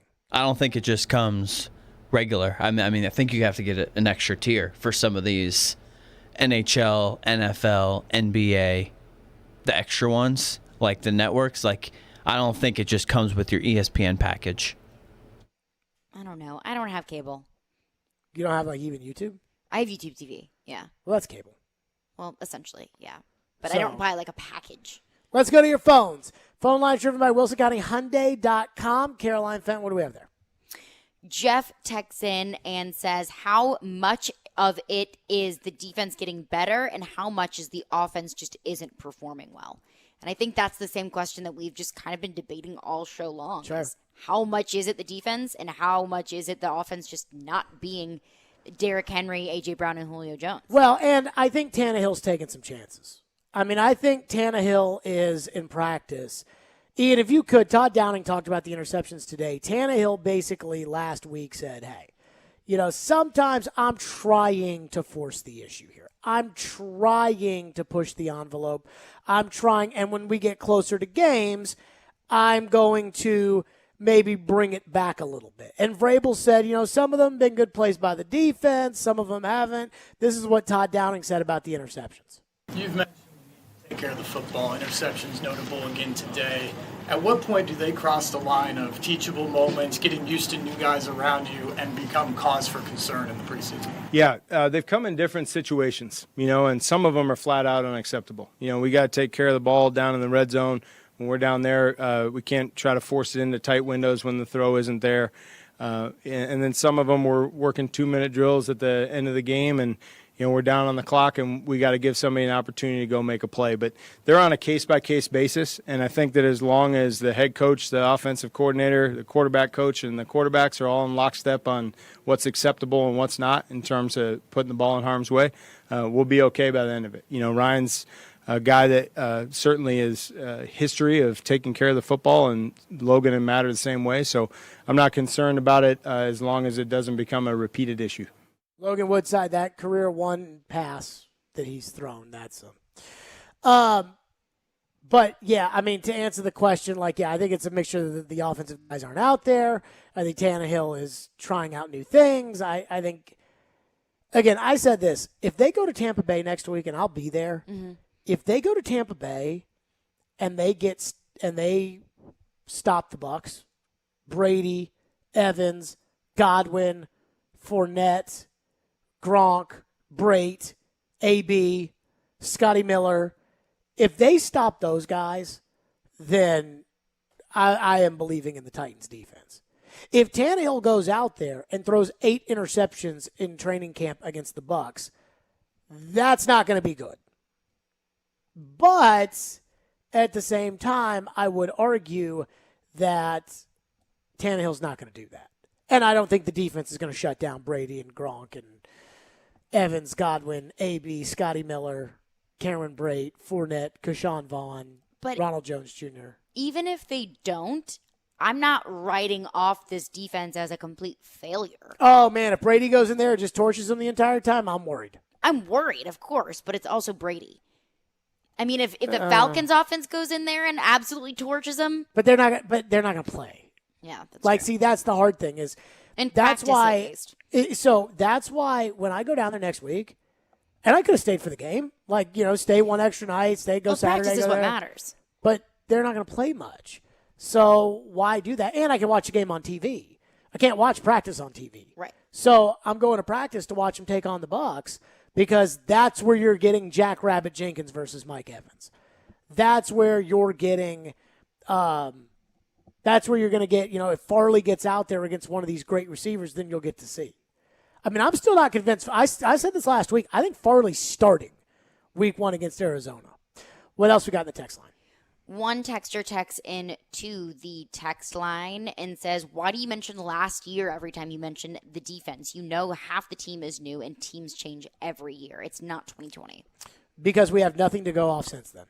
I mean, to me, that's a pretty simple question.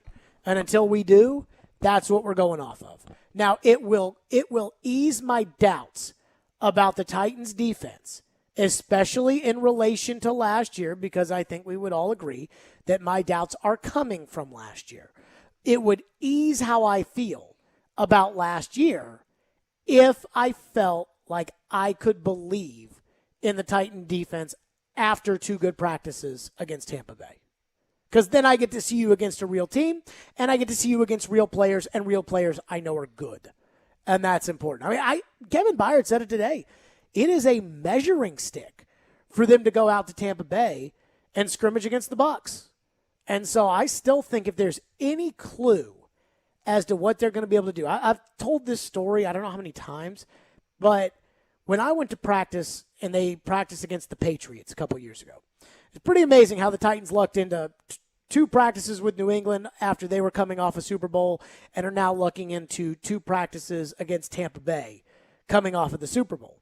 Because it kind of gives you something to see. It gives you something to get excited about. You get to see your team practice against the greatest quarterback of all time, whatever. And I watched Brady.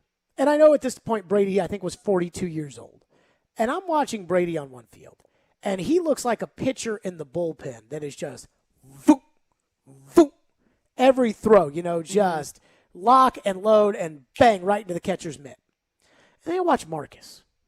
And he's just throwing what I used to say, and I said this at the time. Brady is in the bullpen throwing fastballs, and Marcus is throwing crap balls. And every time, it's like wobbling in each direction. And because of that experience, I've always wondered if Marcus's elbow injury, where he lost the ability to feel the football for the entire 2018 season, I wonder if Marcus's elbow injury was still a factor and was still holding him back, at that point. If, he, at that point, training camps, how's the elbow, Marcus? Oh, no, it's good, it's fine, it's great, I think I'm going to be fine, I think it's awesome. If in reality, that was what was holding him back, was that the elbow was still bothering him. But, those balls were wobbling all over the place. It looked terrible. It looked like a bad golf shot. And here's Brady just boom, boom. So you can see, one versus the other. Mm-hmm. And that's where I look at the Tampa Bay thing, and I know how good Tampa Bay is. Tampa Bay is going to win their division. They're going to be a top 3 seed in the NFC, and they're going to have a shot to defend their title. I don't know how good the Titans are, especially on defense. What's next? One texter texts in and says, and asks about Rashaan Evans, saying, has he been around the ball, and have you seen any improvement on Rashaan Evans' coverage skills? He's been fine. There's not enough there. Evans is a thumper, and they don't tackle. Mm-hmm. So I have a hard time with that, just deciding whether or not I can tell you. Evans has been great. He's been this. He's been that. I have a hard time getting to that. Coming up next, there is apparently a big-name player who is just not happy. And I don't know what to make of this. And I know this. If I were the Titans, I wouldn't touch it with a 10-foot pole. Plus, Caroline's is coming up as well. Stillman and Company, delivered by TriStar Moving. Let's give away a 4-pack of tickets to PBR, the professional bull riding. PBR, the Ariat Music City Knockout at Bridgestone Arena on Sunday, August 22nd. And you'll qualify for an elite seat upgrade, which includes a pair of tickets closest to the chutes, early check-in and meet and greet with the PBR talent. Be caller 5 right now at 615-737-1025, and you will win that and enjoy PBR. Stillman and Company were delivered by TriStar Moving. It's ESPN 102.5 The Game.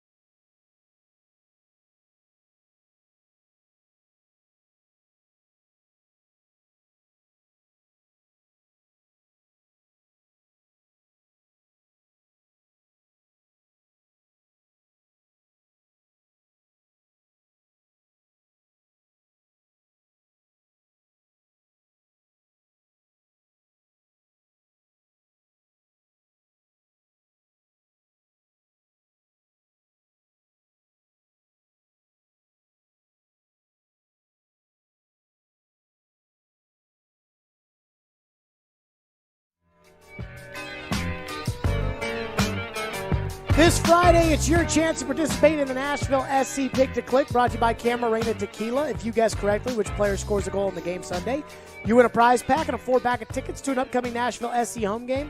Participate this Friday morning at 9:45. By the way, I have a bone to pick with Nashville SC. Okay, go ahead. They rested all the players in the good players in the New England game, right? Because they wanted to make sure they won at Inter Miami FC on Sunday. Because I guess Miami's not that good, right, Ian? Correct. And they in the lost. standings. They did lose. They did not play very well. They lost. Do you know what? That's why you play to win the game. Could you imagine Ian explaining to Floyd that Nashville SC rested their players to try to win a game on Sunday, so they rested their players on Wednesday, and they tied on Wednesday and lost on Sunday? Yeah. He would not be too thrilled with that analogy there, or explanation, I suppose. I do, wonder how much they rested to win on Sunday versus a tight schedule, but we're splitting hairs.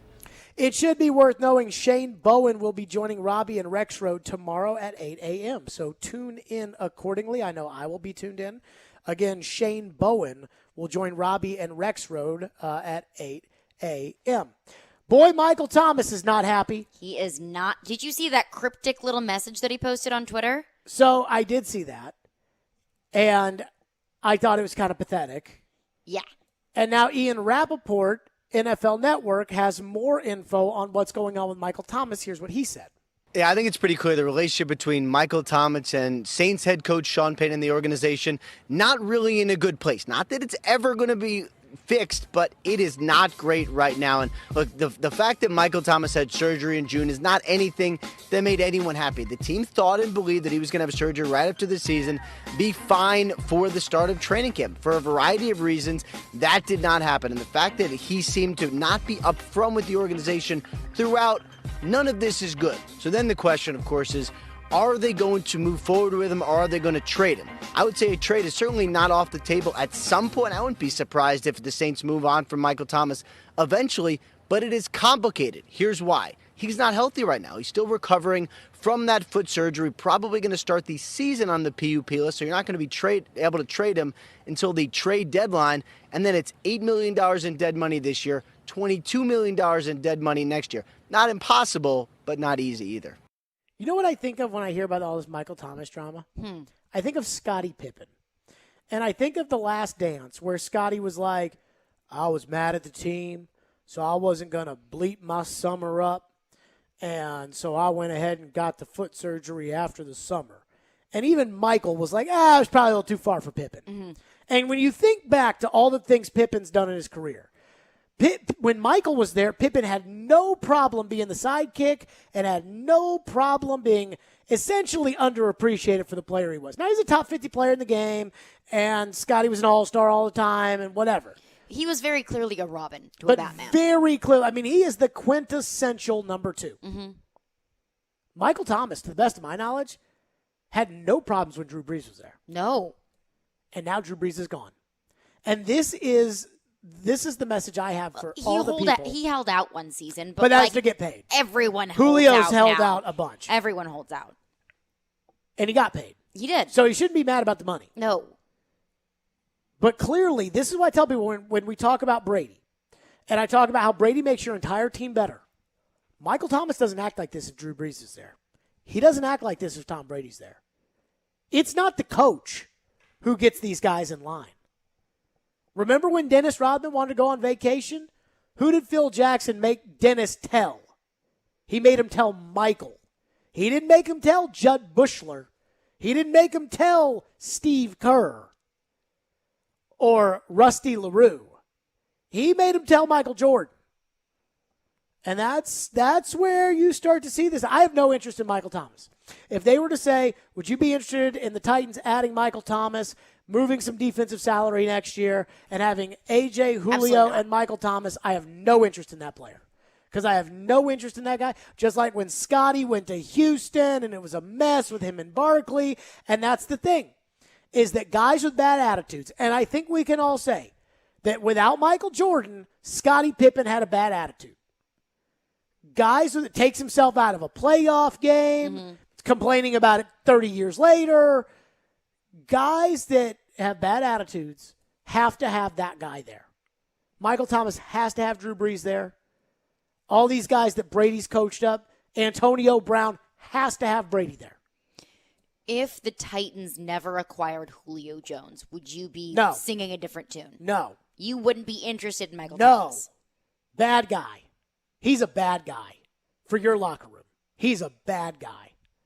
So I'd have no interest. He might be good for a year, but he's not going to be good for the long haul. Antonio Brown, Brady can control him.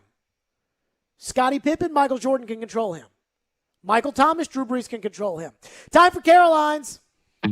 Get in on the action. Put the money on the mahogany. What's on tap on the sports books? It's time to break it all down with Caroline's.